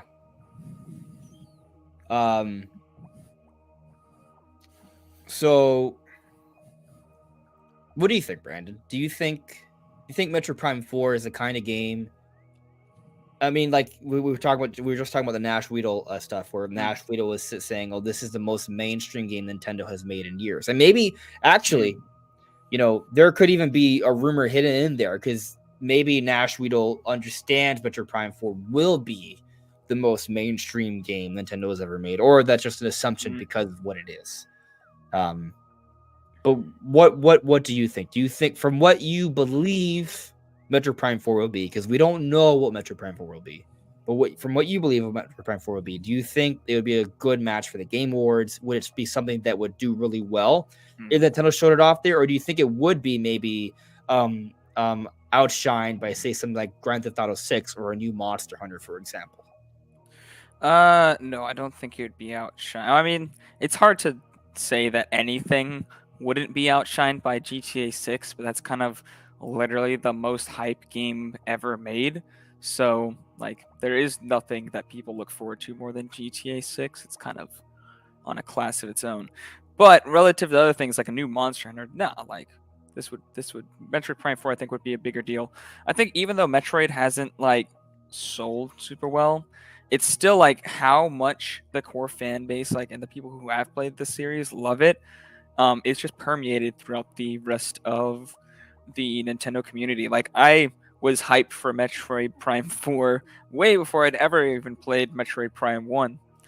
And I think it's a huge deal in general when Nintendo shows this game. It's one of the biggest games that and in fact, I don't think there is a game other than like a new Zelda that would be bigger in terms of hype for Nintendo community that they could show. Mario. Even 3D Mario, I think in terms of like the core Nintendo community, I think a Metroid Prime 4 trailer would be more hype than a new 3D Mario. Oh, I just want to point out, I don't know if this is, I'm not quite sure how the YouTube analytics work, but I searched Metroid Prime 4 right on YouTube, and the first video that comes up is a video I made yesterday, and then the podcast is third, and then a video of me defending Metroid Prime You just Remastered. gotta look it up on private Yeah, page. could where be. You're not signed in. Yeah, And then see if it know. shows up the same way. Yeah, that's a good point. Because at least according to this from me, I'm in 3 out of the top 4 choices. But Dude, what I've were you actually tested this with some. I've shared it with you on Twitter some stuff where I'm like, dude, you're the top search for this, and even when I went incognito, you're still the top search. interesting? So you're a top search for some things. Metroid Prime 4, though, I just looked, right, has 4 million views on Nintendo of America's YouTube channel. So I just want to look at their most popular videos. Okay. I'm losing this argument. Let me show you guys. Full transparency. Well, I mean, it's still substantial, but it's not like... I think it's worth taking a look. All right, so we're looking at the most popular videos that are currently public on Nintendo's YouTube channel. The Switch First Look trailer was very popular, but it wasn't kind of shown. The Super Mario Odyssey Nintendo Switch trailer, 55 million views. Apparently, Switch Oh, you know what? This video I think got a lot of dislikes. Like it was like one of those things people talk about, like, hating it, so it got a lot of hate views. It's interesting that the Pikmin Shorts movies is the 4th most popular video. That's like it's more popular than that. Like I don't know how. I wonder if this is why like Pikmin 4 came out, because they put this out and it was like, oh, maybe people love Pikmin. Whoa. I don't know. This seems like an aberration. But you see Mario obviously has 2 very popular videos. To me, they're just weird. Okay, I mean, like a Smash Bros. Gameplay and quest for the amiibo. This is like the Wii U days. That's so random. Right? Like Poochie and Yoshi's Woolly World. Like the 3DS version of that game, really? I don't know, man. Like, yeah, it's odd. It's some of these are just a little odd. But you look at the first trailer to Breath of the Wild, got 16 million views. It's pretty good. Mario Kart trailer got 13 million. Tears of the Kingdom, like the next one, got 13. Well, this was the last trailer for Tears of the Kingdom, 13 million views. Like that's pretty good. Like obviously Mario and Zelda are bigger. Yeah. Also, Zelda was just bigger. Yeah, Smash. This is a Smash Direct with 9 million views. It's pretty good. The Tears of the Kingdom demonstration, which we were starving for, 8 million views. Yeah. I mean, they're Silksong. It's interesting. Like this is like the only non-Nintendo published 4 years ago. Yeah, it's crazy. Metroid Prime 4 is on this page though. If I scroll down far enough. Yeah, every video is on this page if you scroll down far enough. Oh, yeah, but I mean, I'm just saying 4 million views is no slouch. No, that's good. That is a substantial number. There is. Right, like right there. And we don't know anything about the game, right? No. Like I do think that there is an opportunity with Metroid Prime 4 that I know a lot of people, and I'm going to assume a lot of you watching. I know not all of you, right? But a lot of you probably think that Metroid Prime 4 isn't that big a deal.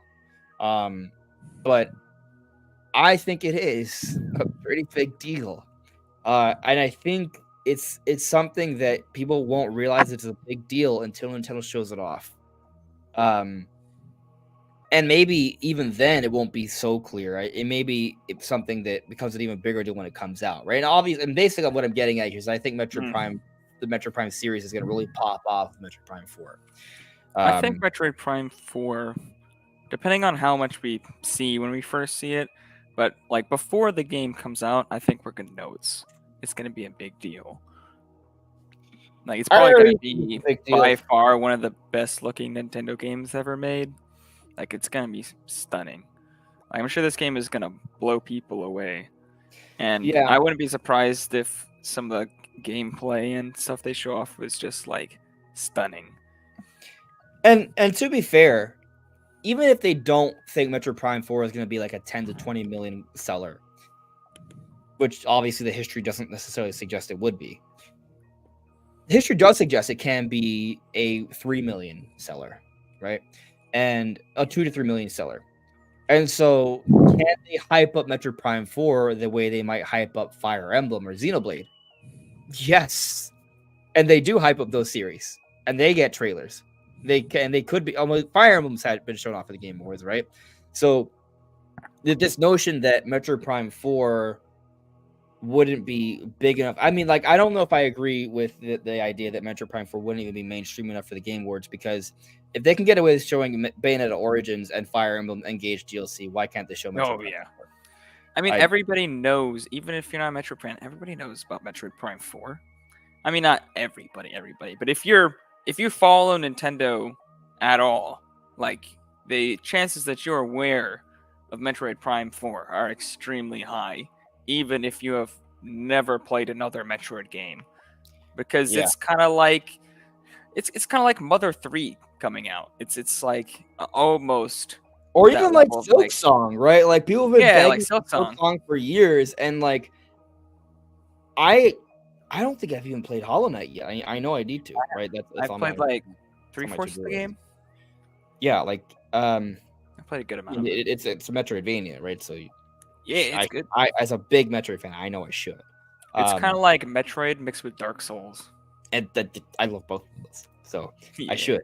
But I guess the point is, though, is that, like, something like this people have been waiting for a very long time for. I think there is going to be a big excitement for it, and so it doesn't necessarily have to be shown off at the Game Awards. Maybe they want it to be its own folk. It really depends on how they're choosing to market it. But Yeah. like, maybe they do want to show it off for the first time in 4K, right? And they show it off in 4K. That's a little bit of a giveaway, right? I don't think they can put it at the Game Awards, unless they decide to announce Switch 2 at the Game I Awards. don't think right? they even stream the Game Awards at 4K though. I think they stream it at 1080p. Yeah, I don't know. Well, I mean, I guess it depends, right? Like, if Nintendo's coming out with Metroid Prime 4 in 2024, and they're kind of planning this to be a big deal release, maybe it does make sense to have it at the Game Awards, just because they want to show this off to as many people. I mean, Game Awards trailers aren't usually that long, and if you want something that's like hype in a short amount of time, the Metroid Prime 4 teaser fits very well, especially since we haven't seen the game, so they don't even have to show that much of it for it to be super hype. Yeah. I know, and again, there are people who think that Nintendo wouldn't do something that hype. Or they think that, with all this Grand Theft Auto stuff, that they shouldn't even mention it right now. I see this point brought up a lot, that like Nintendo would be worried about a certain game release or what have you. I just don't know how much they care about that. Like, I'm a little skeptical that Nintendo feels intimidated by other game companies. Maybe they do, right? Maybe that's just like marketing 101 or what have you. But GTA 6 is like, it's gonna get focused no matter what. Like, it's also it's a completely different type of game with a completely different type of audience. I don't know. I feel like doesn't really matter. Like, it's not even a sci-fi game, right? Like, it's a very different audience. We don't even know if GTA 6 is going to come to Nintendo. And just because GTA 6 is going to be shown off, does that mean that all other game companies are going to pull out from announcing at the Game Awards? Like, there are still going to be announcements at the Game Awards. So I'm just not sure I necessarily agree with the reasoning. I'm not saying Metroid Prime 4 will be at the Game Awards. Right. But I don't think Nintendo will decide not to do it just because GTA 6 has been shown off. No, I don't think GTA 6 affects their plans at all. Yeah. And that's pretty much, I mean, I think we're kind of done talking about the rumor stuff. Well, there is another thing. It's Pokemon related. I talked about it a little bit in yesterday's video. I may make a more dedicated video on it. But basically, the Riddler posted a tweet with different maps of the Pokemon generations, and it was 4 different maps from the generations that were based off colors. So Gen 1 Kanto, Red and Blue, Gen 2, Johto, which is actually right next to Kanto. They share a mountain range, and you can go to Kanto in Gold and Silver, right? That's Gen 2. Then also they showed off Black and White. That's that's Gen 5, which is based off New York, which is neat. And then Gen 9, which is Pokemon Scarlet and Violet. I think I got it wrong in the video. Like I was just off. I think I said Gen 8, because Gen 6 is X and Y. Gen 7 is Sun and Moon. Gen 8 is Sword and Shield. Gen 9 is Scarlet and Violet. It's getting hard to count, man. I feel like we shouldn't have. I think it should delay the generations every 3 years. Yeah. It's too much. We get like over 100 new Pokemon like species / forms every 3 years. Like I think they should slow that down. That's just me. I think they should slow that down. Maybe still introduce the same amount, but per generation. But like maybe separate Gen 4 years. Like it just doesn't seem sustainable. Yeah, it's a lot. Anyway, a lot of the aspects of the video game industry don't seem sustainable. To be fair. True. But going back to the whole Riddler thing, who's known to know everything about they know what's going on with Pokemon and they hint about things. It's always a little tough to say exactly what their hint is. That's kind of the point. But it seems, based off what the Riddlers has been saying, is that there's something tied to the idea of the colored Pokemon games involving his prediction for what will occur in 2024. What you make of that, hard to say. This is a game based off one of those generations. Okay. I mean, obviously, we're in the current generation 9, so we just got Scarlet and Violet, and now we're getting its DLC. There's been talk of a Black and White remake, or maybe a Legends game based off that region, which is what I would prefer. But there's also the possibility of them maybe going back to the Let's Go series, where they did Let's Go for Kanto with Pikachu and Eevee. They could do like Let's Go Cyndaquil and Chikorita for Gen 2, which I would like, wouldn't love. But I'll throw out the idea that maybe there could be for both, because there was a tweet from the Riddler kind of joking about apparently it's Ilka. It's not. I mean, it's the letters ILCA. I don't know how you're supposed to say it, but that company that developed Brilliant Diamond Shining Pearl, the kind of bare bones remake of Gen 4. They made that while Game Freak made Legends Arceus, right, which is really hype. That came out 2 months later. Maybe they're going to do that again, where they're going to have Ilka or ILCA, however you say it, be working on like a Let's Go style game, and maybe there's a Legends game that's also on the way. It's possible. Yeah, I mean, it's kind of like the conversation. It's a part of the rumors that have come up recently, but it to me it feels like a little bit more of the same. Maybe there are some clues there that maybe we could try to extrapolate more, but it's personally I feel like it's hard to say, to really pinpoint what it exactly is yet. But I'm keeping my tabs on it. I'm curious if a Let's Go game would sell as well as something else they could do, even low budget, like a remake of Black and White or something.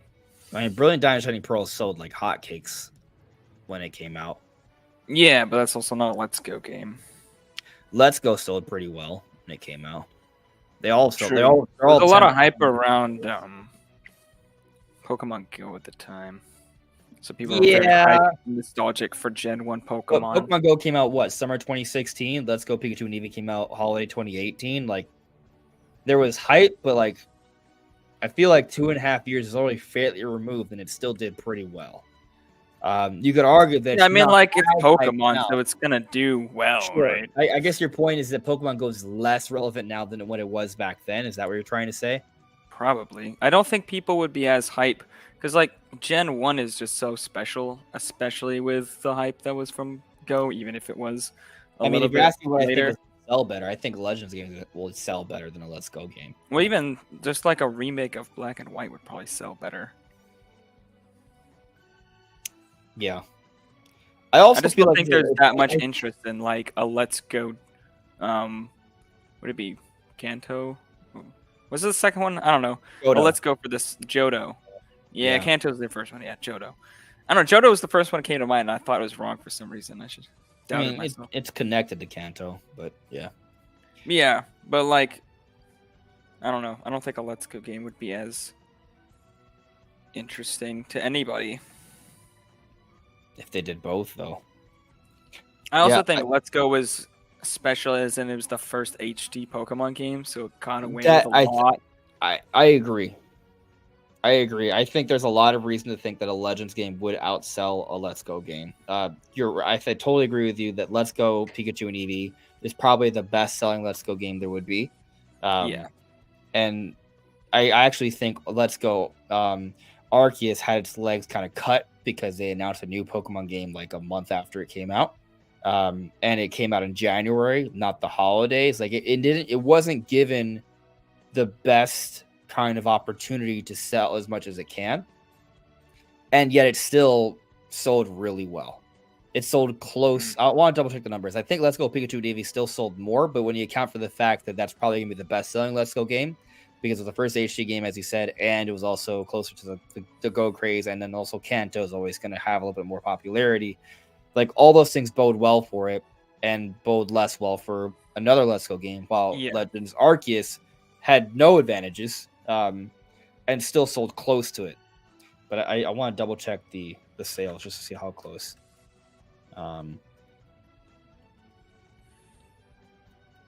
Nintendo Switch software sales, because Let's Go, I know they're both over 10. I want to say Let's Go Pikachu and Eevee is like at 13. I'm not sure. Yeah, I'm about to double check. I just need a minute. All right, so I was wrong. Sold more than that. Let's Go Pikachu. Oh, I wasn't super off, but Let's Go Pikachu and Eevee sold 15 million. So they're the 12th best-selling Pokemon games. I mean, also it's two versions, right? Legends Arceus was one game. So and also the numbers are really close. So Pokemon Legends Arceus sold 14.83 million. Let's Go Pikachu and Eevee, two games that was the first HD Pokemon game that had the Kanto boost and a little bit of the Go boost, 15.07 million, and it had its own dedicated holiday. While Legends Arceus was shoved in January, and they announced a new Pokemon game a month after. And it only did slightly worse. So, yes, I mean, I totally agree. A new Legends game would sell better than another Let's Go game. For sure. I think Legends is probably the most hyped Pokemon game they've released in a long time. It's the most different type of game they've released in it. Yeah. While it still has issues, it works like functionally. It's a functional game. So, yeah, for sure. So, we'll see what they do. I agree that I would be a little bit let down if it's another Let's Go game. I would enjoy Let's Go Johto because Johto's one of my favorite like region, but a Legends game would be more hype. Yeah. Oh, I totally agree. But anyway, let's do some Q&A to close out. Is there anything in particular, Brandon, we'd like to bring up before we just kind of close out with some Q&A? Not really. No. Okay. Q&A time, baby. Let's go. We're going. We're having at it. So yeah, guys, feel free to ask away, or if there's any sort of topic you want us to discuss, bring it up, or points. We'll try and highlight it. Super chats get priority because we can get to those first. But let's get into it here. We can probably do it for like 15 minutes. Yeah, we can do it for 15 minutes. Yeah, that sounds good. All right. So, looking through here.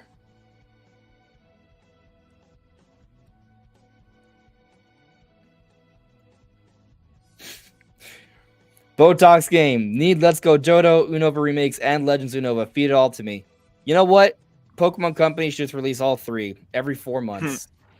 Everyone would be pissed, but everyone would buy it. Yeah. They release all three of them next year. None of them will work, but they'll all be there. Yeah. Taker610. You guys think all Switch 2 games will be $70? No. I do I not don't think think all so. Switch 2 games will be $70. I think Switch 2 third-party games will definitely be $70. 100%. Those games are gonna be $70. You bet you. Like when Call of Duty comes to Switch 2, that's gonna be $70, just like the other versions. I agree that there will be more $70 games, but not all games will be $70. No, yeah, but I think all big AAA third parties definitely will be 70. But from Nintendo, I think it will just be like their biggest game. Like I definitely expect the next 3D Zelda to be 70. Maybe the next 3D Mario might be $70. You know, I could kind of see. I could see a scenario where Switch 2 games are $70, but let's say there are some cross-gen games, and like maybe you have, let's say for example, you have Tears of the Kingdom. That would be the one weird exception. Let's say, for example, you have Super Smash Bros. Ultimate. That was $60 game. And they release like just an update for Smash Ultimate on Switch 2 that has this like 4K ray tracing. You pay $10, you can get that update. Right. As long as you show proof that you had, like you can get the game on Switch 2 with maybe put in the cartridge or however they choose to handle it. Right. You can get the game on Switch 2 by just paying for a $10 upgrade with better visuals. Yeah, they can do that with the cartridge or if you have the game digitally. Yeah, it's just like buying DLC, right? Yeah, it'd just be like buying DLC, exactly. Okay. Yeah, so I think it's gonna be mixed. There will be more $70 games though. For sure. Yeah. Well, that's interesting. I don't expect Nintendo to adopt that as a standard necessarily. Yeah, it's gonna be all over the place. The Ash Alter question: what's your favorite Metroid Prime trilogy boss? So, what is my favorite boss in the entire Metroid Prime trilogy? Oh well, I mean, Metroid Prime has some of the best bosses. So it's got good bosses. I'm trying to remember. I don't know which one I'd say is my favorite. I'll say Quadraxis Last from one's Metroid good. Prime 2 is a pretty epic one. It might be the biggest boss in the series. It's this giant robot with like 4 different giant legs and a huge head, and there's several phases. Kick It Smooth said, "Don't say Boost Guard." What do you mean, Boost Guardian's the best boss? Boost Guard's annoying as hell.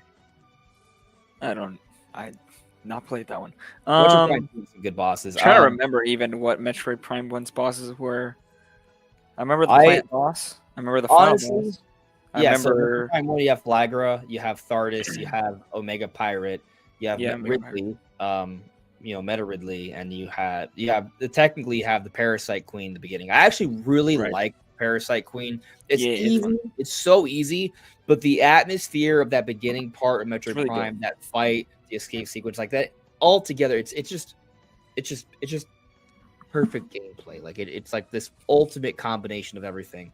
But yeah, it's super easy, so it's kind of hard to kind of put as number one.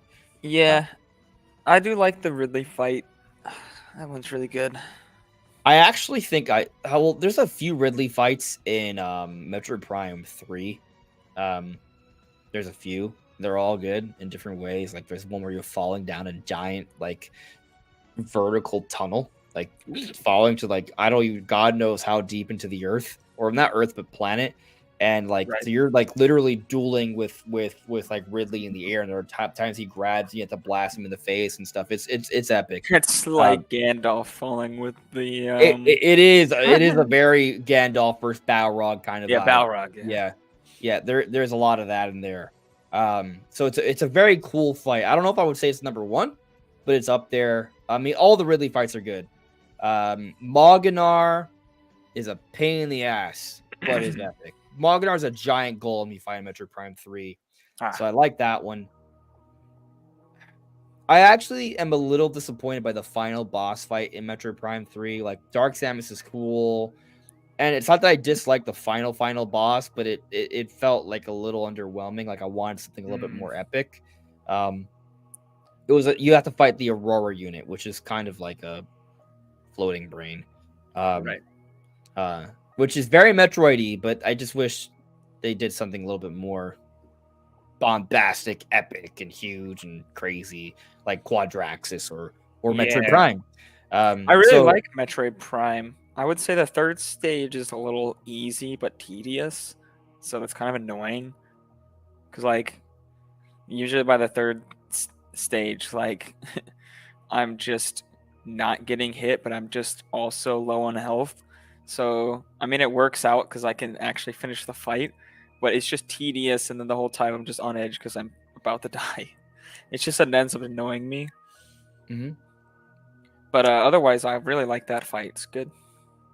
Yeah, there's a part of me that wants that. I was really like I've been bringing up different ones, but I kind of feel that I have to say that my favorite Metroid boss out of all of them is the original Metroid Prime, and I mean Mhm. all phases together, the whole thing. And the reason why I would say that that fight is maybe my favorite is because I also think it's one of the best fights in gaming history. Yep. Like that fight, the keep in mind, right? Like playing it now, it's easy for me because I've replayed Metroid Primes over Mm. the years so Yeah. many times, right? But it took me a long time as a kid to beat Metroid Prime. And back then, it was always known as like one of the tougher bosses in gaming. So, and for me, difficulty in a boss is very important. Not always, right? Like I just brought up how Parasite Queen is cool, but if it was tougher, I might like it more, right? But of course, it's the beginning of the game, so I kind of understand why it should be easy, you know. Yeah. So it's fine for that. But a game that's generally challenging, it's like that final objective, having the difficulty matters because it's not just about that satisfaction of beating something that's tough. It also helps it to match the atmosphere because Right. you're exploring this world. If you're paying attention to the game, right? If you read the scans or at least some of the subtle clues of the game world and what's going on, you understand that there's a huge problem, and at the root of it all, there is some sort of Metroid that has mutated and evolved to become this incredible abomination that's going to plague the universe, right? And that is Metroid Prime. And so it's built up as you get to the game, and eventually you get to the core of it all. And so it's this super threat, and so it should be hard. Like there Yeah. should be a matchup there. If it's easy, it takes away from the immersion, it takes away from the atmosphere Right. and kind of the pressure of the battle. So to me, that helps sell it. And there's different phases. It really, it shifts and changes, and it really does encourage you to use all of your different abilities. Yes, I think that's the key point for me is I don't necessarily need to fail at the final boss fight to enjoy it.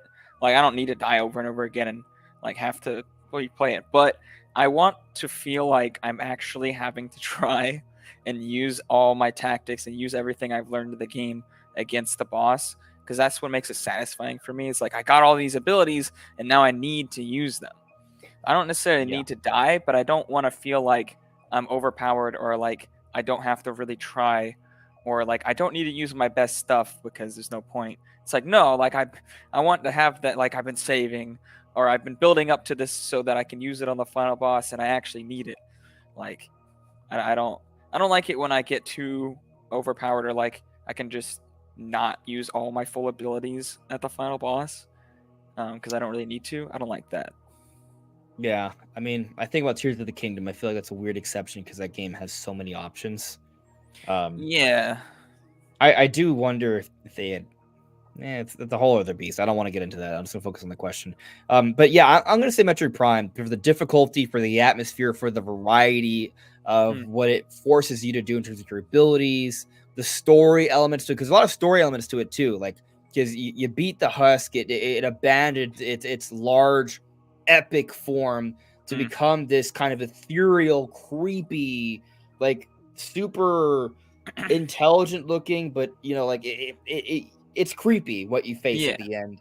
And you fight that, and then what happens where it steals part of you, and if you beat enough of the game, you get the extra cutscene where something comes out of the goop and you see a hand, and that becomes Dark Samus. Like it's there's a lot there: Mm. story, atmosphere, challenge, variety of gameplay, epicness. I think it's arguably the best boss fight in gaming. I mean, it's a good it's in the conversation, and so I'll say that it is the Mm. best boss, at least in the Prime trilogy. Not to dive into another topic, but just quickly, I would probably, if I had to pick off the top of my head, the best boss fight of all time for me would probably be like Ganondorf in Ocarina of Time, like the final fight, like all the different phases, everything that happens. It's just that was amazing.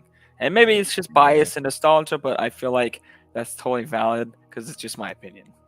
Yeah, I will tell you that the final boss in Tears of the Kingdom is they did a really good job with that one. It's pretty good. It's pretty good. It's pretty good. Yeah, I don't it's one of those I things don't like I think don't I'd know if I rate it in can my talk about it. favorites, but For me, it's really high up there. The dragon parts, like, it's not. The dragon parts really kind of put it over the top for me. It's incredible. I thought it was pretty cool, but I don't know. There's a lot to it for me. Like the part where Ganondorf kind of gives up on himself and rips off the That part is awesome. stone, and like you're like, oh god, I know what this is gonna do. Yeah. And then when the light dragon comes in, and then what happens after that with the story, and then the dive, like I'm trying not to say too much about it, but like it's just I like all that. I think it's just the fight itself was just kind of like okay. But everything Mhm. like surrounding the fight was really cool. Like I like the first phase of the fight where it's just the duel, but the actual like dragon part, it was all right. But it wasn't. It was better than the second phase of Breath of Wild, obviously. It was way destroys that, cooler. Yeah, destroys that but in one. terms of just pure gameplay, what you're doing, I was just like, this is not the most fun I've ever had. It was fine, but I think everything else surrounding what you were actually doing was really good, really top tier. Yeah, I don't know where I want to rank it. I just want to say that Tears of the Kingdom, like that whole ending sequence, like it's got the strong story, it's got the atmosphere.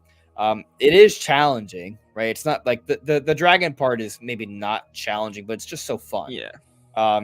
Like it's a really good end to Tears of the Kingdom. Like it's one of the strongest endings in gaming, I would say. But anyways, it is off topic, so let's get to a couple more questions before we got to close out. Samuel talks about games. Thank you for super chat, buddy. Good to hear from you. Says and then asks, I'm having a hard time believing Switch 2 comes anytime before June. What's your thoughts? Yeah, I mean, I would agree.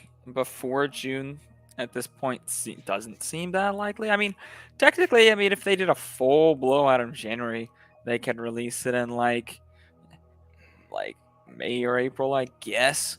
But yeah, I'm not thinking before June. No, that seems really unlikely. I would say give it like maybe a 10% chance that it happens before June. Yeah, I don't know if I would bet on it, but we've talked about it before. Like the May timing, I think could be something.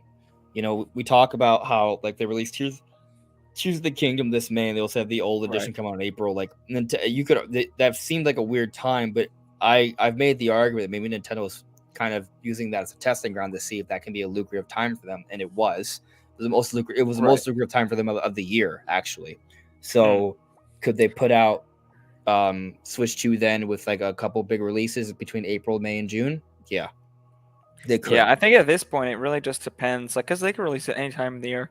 It just depends on when they have their lineup ready. Yeah, when they're ready. For And their that's timing it. and the third parties as well. Yeah. If this rumor about a big reveal in January is true, then my answer is yes. It can happen before June, but I'm skeptical of a big reveal in January. So that's kind of my thing. I think if it was gonna be before June, like you'd pretty much need pre-orders to go up in January.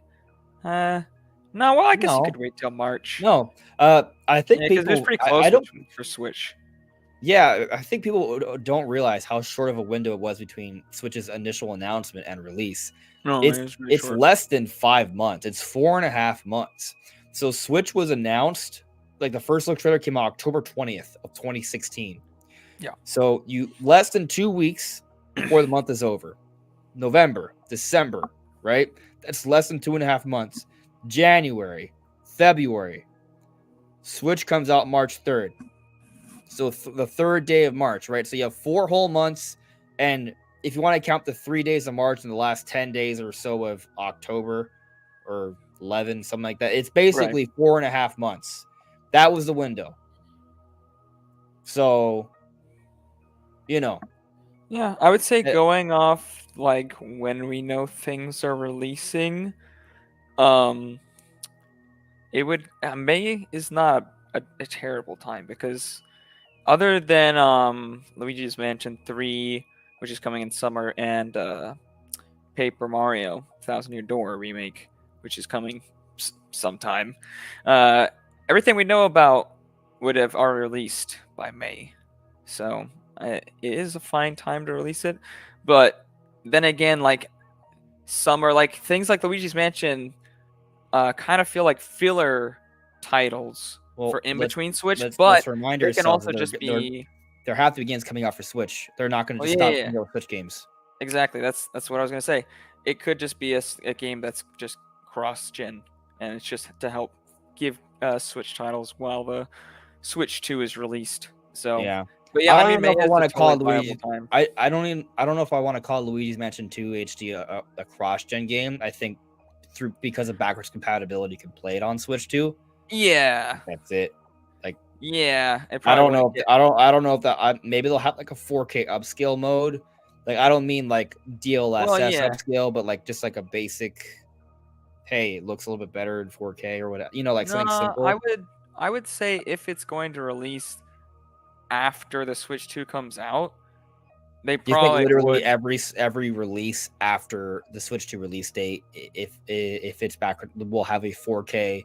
So are you saying that you think literally every Nintendo published title that comes out after, let's say hypothetically, you and I don't think Switch 2 is coming out until at least summertime, right? Like late summer. Yeah. But for the sake of this discussion, let's say it comes out in May.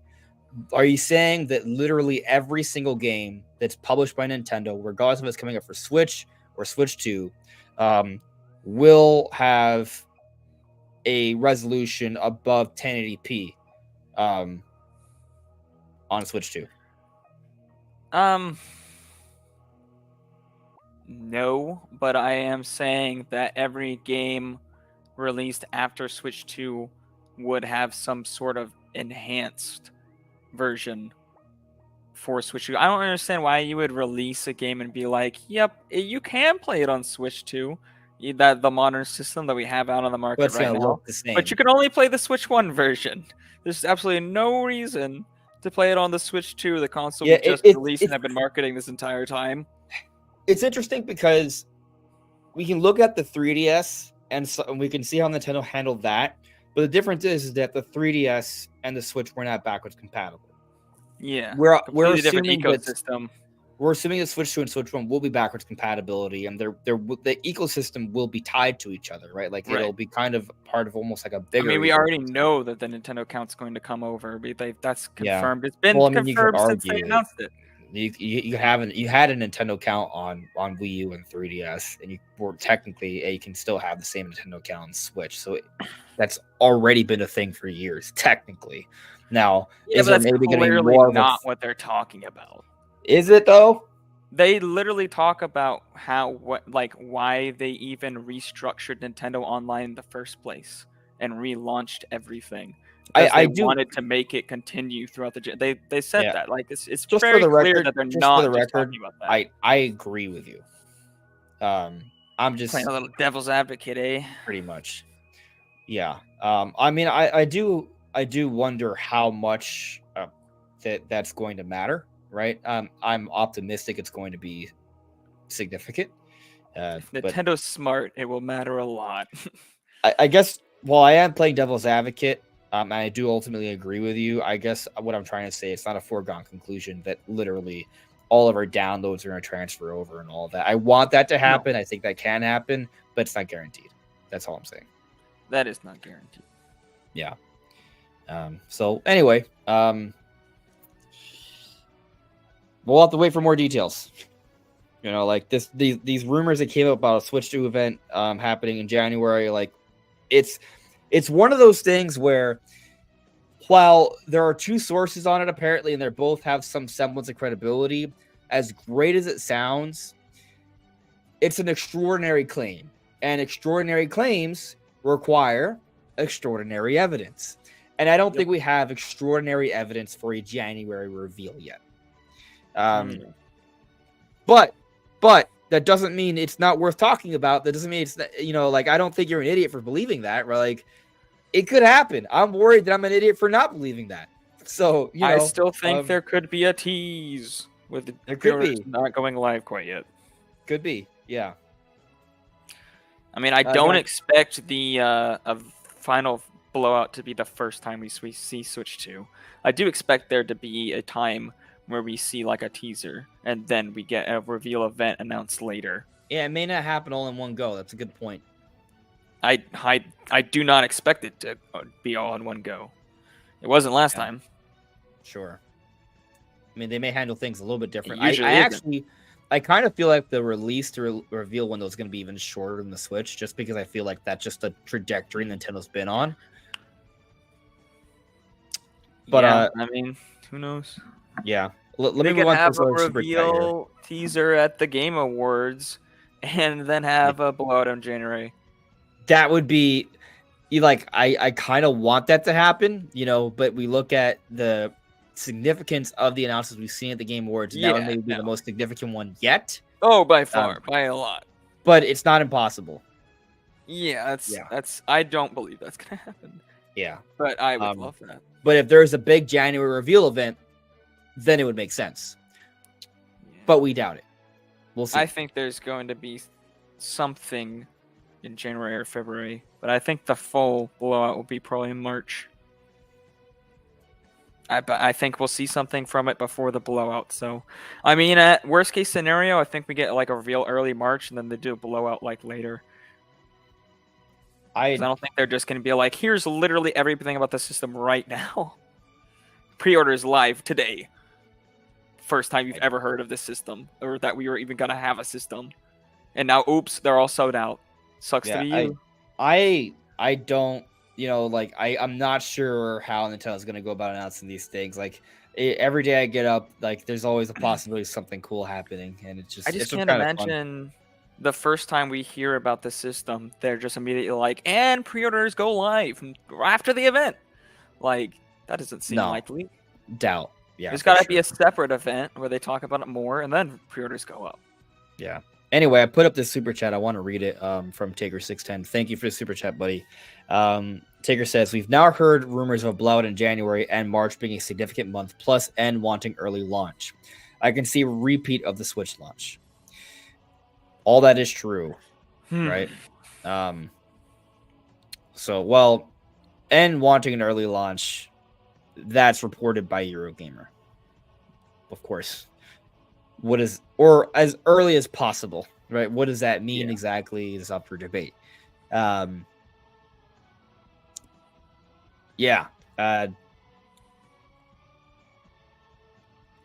guess a repeat of the Switch launch. I guess then they're suggesting that blowout in January and a release in March, which I don't think it's going to happen because, as I said, I don't think the first time we see it, they're just going to be like, and pre-orders, which would need to happen if it was going to launch in March. I don't believe this is happening either, but I'm going to say that we just talked about how, what if there was a Switch 2 teaser at the Game Awards, right? Yeah, that would have to be if there was, and they have a significant event in January that's like the blowout event, and it comes out in March, it would be similar to the Switch, except it would just be like a shorter interval. Because I even just suggested, I think the interval is going to be shorter because I feel like we've been headed in that kind of trajectory. Like Nintendo's had shorter intervals between announcements and releases for a lot of their games and their hardware of this generation, and it just seems to be getting shorter. They did 4.5 months for Switch, where it was an entirely new thing that needed more time for explanation. Switch 2 will need less explanation, we assume, because it's going to be more iterative, right? A follow-up. So I think there could be a shorter window. So does that window become December to March as opposed to October to March? Maybe. You and I don't expect this, but if the rumors are to be believed, then maybe. But, I feel like if that was the case, we would probably have more leaks because I imagine it would probably be in production by now. and we would know more. Like we don't even know the RAM I configuration for sure right now. Like there's a lot of like things that about the Switch that we knew at this but point some of that we those things don't know. have been circulating. Yeah, but not. I think the idea is that Switch 2 is already in production. I think we have kind of heard some of these things. Like maybe it's not like being widely reported. Yeah, but it would have to have been in production for a long time, like heavy you production. think it Like would be a lot they're more getting blatant? ready to start like shipping out units in a few months, like kind of thing. It would probably be far more detailed because by this time for Switch, we knew like exact specs. We knew everything about the system. But to be fair, it had been revealed at this point. Yeah, it was But also even but it was it's also simpler. So, yeah. I don't know. I don't.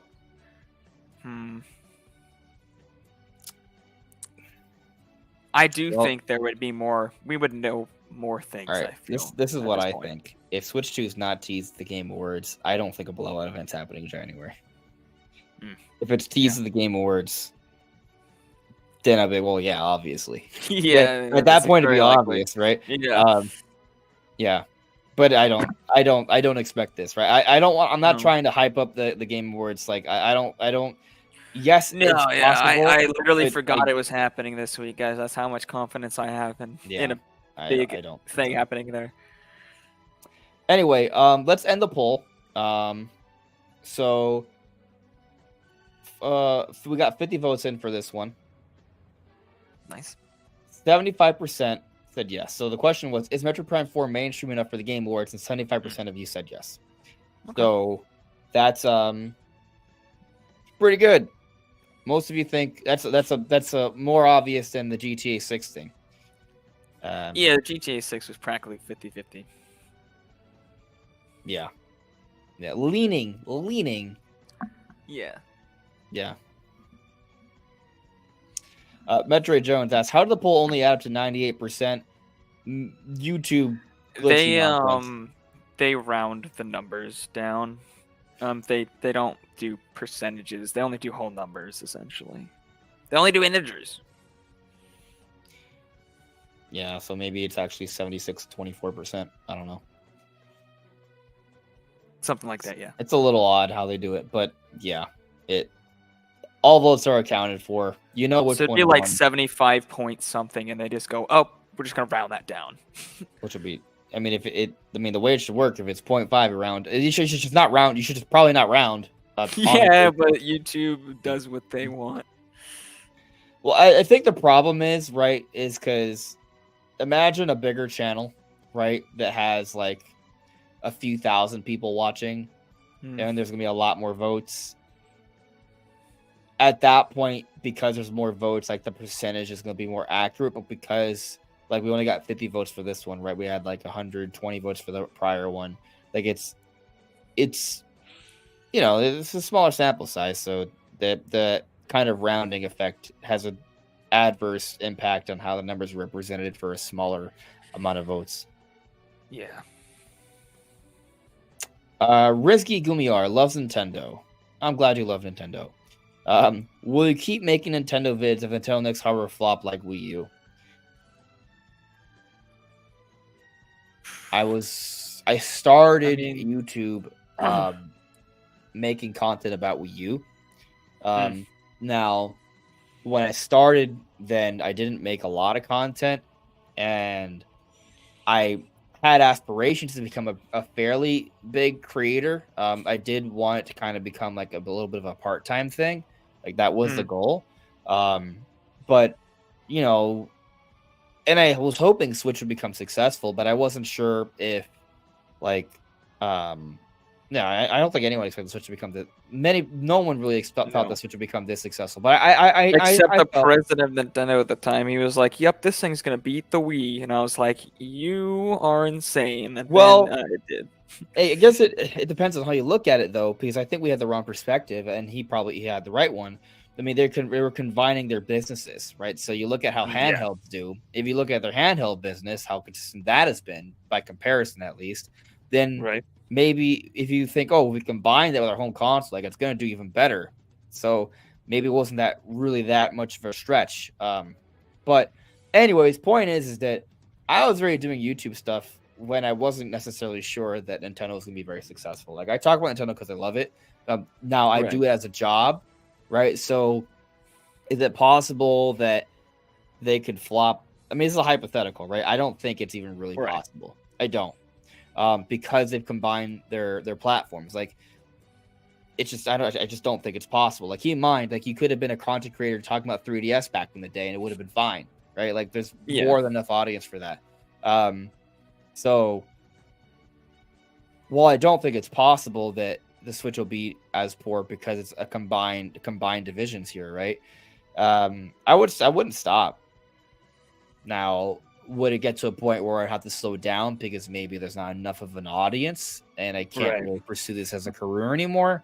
Well, I mean, I wouldn't give up, and I'd probably be very stubborn about it. But Yeah. you know, it if let's say we go 5 years and there's no hope, then obviously, right? And also, I'm I'm getting older, right? I'm still really young, but I am getting at a point where I want to find a partner. I want to get married. I want to have kids. I want to support a family. Like I need to Right. actually have a career, right? So I can't afford to just not win bread. Right. So if Nintendo did fail, content would probably slow down eventually. I'd be very stubborn about it. I would keep trying, but if things kept getting bad and I wasn't seeing success, then I would have to slow down. But I wouldn't give up. And even if Nintendo was like less successful, that doesn't mean that the channel would be less successful because like my audience is like hardcore Nintendo fans, right? And I think the hardcore Nintendo fan base is still gonna kind of be there regardless, you know. So I'm not even sure would it impact YouTube that much. So there's a lot of ifs and caveats here. I just don't. It's just not. It's not realistic. To point blank, it's just not realistic. Like it Yeah. isn't because if you're a Nintendo content creator, just about the Wii U, then yeah. But I'm a Nintendo content creator about like Nintendo, right? Like Zelda, Mario, Metroid, Pokemon. That's on whatever Nintendo's on. So like there's really no issue. So no, I there's zero concern. Yeah. At this point, they have like as long as they keep the quality games coming, even if their hardware has something that's like really bad about it that people are like, oof, this is rough. Like it's still the only place you can play the next 3D Mario, the next 3D Zelda, and like Yeah, they're exactly. they're Like coming at. It's not like the Wii U days where you gotta wait like every 6 months for like the pillar title to come out. I Like they're think gonna if the have that Switch 2 coming is a out. Awesome. failure, it'll sell like 70 to 80 million systems. Yeah. I think that's the low ball. That's the Yeah. low ball, Something like that. which is still fantastic. And the reality situation is Nintendo has a really great trajectory. Like the Oh yeah. fact that they're doing the Nintendo movies, which takes them beyond the gaming space, and there's just no reason to think that Nintendo's going to have the Wii U situation is basically impossible. Like that's where we're at right now. But Yeah. Nintendo would have to decide to make more than one platform again. And could a single platform, when they're spreading themselves thin, yes, it then becomes a possibility. But that's not how it is now. And Nintendo probably won't go back because it wouldn't be a good business decision because of situations like the Wii U. Yeah. So yeah. The SD car. I wouldn't use the word failure for 80 million units. That's pretty good. Well, yeah, it is pretty good. But that's my point though. That's to me like a worst case scenario because they're focused on one platform right now. You look at their handhelds, right? You also consider the gaming industry has gone larger. Yeah. It's just not has there there's just it's just not reasonable to think that they're gonna dip down that significantly. Like even Xbox, like it's just no, it's just not. Yeah. I no way.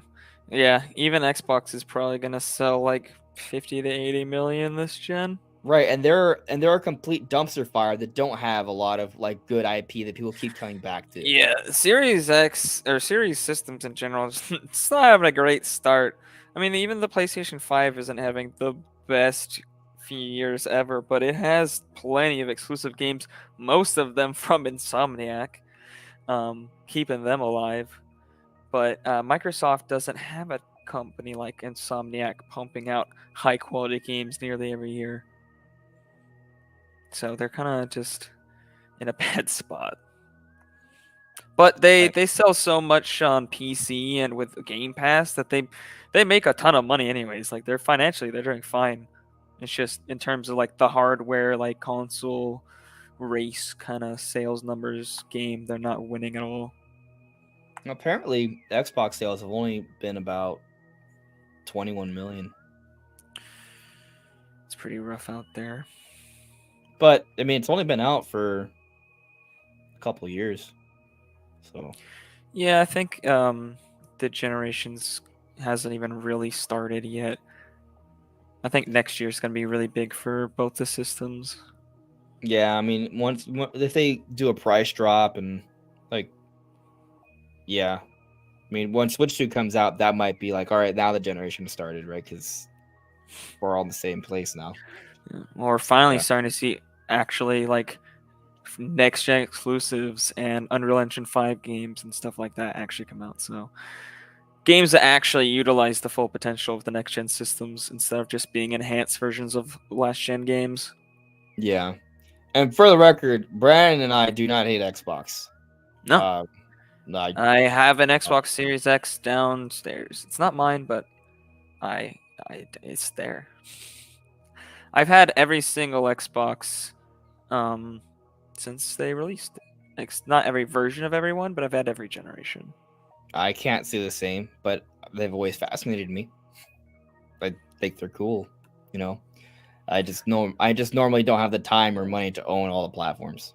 I just wish Microsoft would be like they were back in the 360 days and the original Xbox days. They were a lot better back then. They came out with a lot more unique titles, and of course, Halo was amazing. Yeah, I did play a little bit of Halo Infinite. It's The multiplayer. it's all right. Yeah. But Anyway, the base functionality of the game's good. Yeah. Is there anything else we should touch on, Brandon, before we call it a night? No, I don't think so. I think we're good. Okay. I'll address this one question here. I just see this at the Zesty card. By the way, Metroid Prime Remastered is on sale for $30 at my local Mayhair supermarkets. Why won't it sell more copies? Because people have terrible taste. Have a good night. It's not marketed very well. That's it. Fair. That's yeah. It wasn't. It's just it's a remake of an old game that was barely marketed. Remaster of an remaster. I forget it's just a remaster. That game is pretty much a remake. It doesn't. Yeah, it doesn't look like a remake, but I mean, it doesn't look like a remaster, even though it is. Yeah. Yeah. I think Nintendo could have probably marketed it a lot better.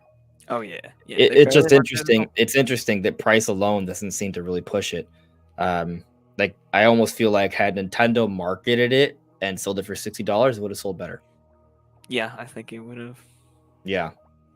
Like I just think nobody really knew about it, and like nobody really talked about it that much. Like nobody's talking about the game now other than us. You know, like in hardcore Nintendo fans. It's not like getting marketing or getting talked about in the general Nintendo community and getting more sales. It's like gotten the sales it's gonna get mostly at this point, which is sad. I think it'll get some boost every time another Metroid Prime game is announced or shown off, but yeah, that's fair. Maybe it gets to 2 million. Like that's actually not bad. So be happy with that. Yeah. Anyways, we've already gone over on time. Thank you everyone for watching. If you could like the stream, that would be super helpful. And if you're new here, subscribe. We talk about Nintendo every day. But we'll see you soon. Take care. Bye. Bye guys.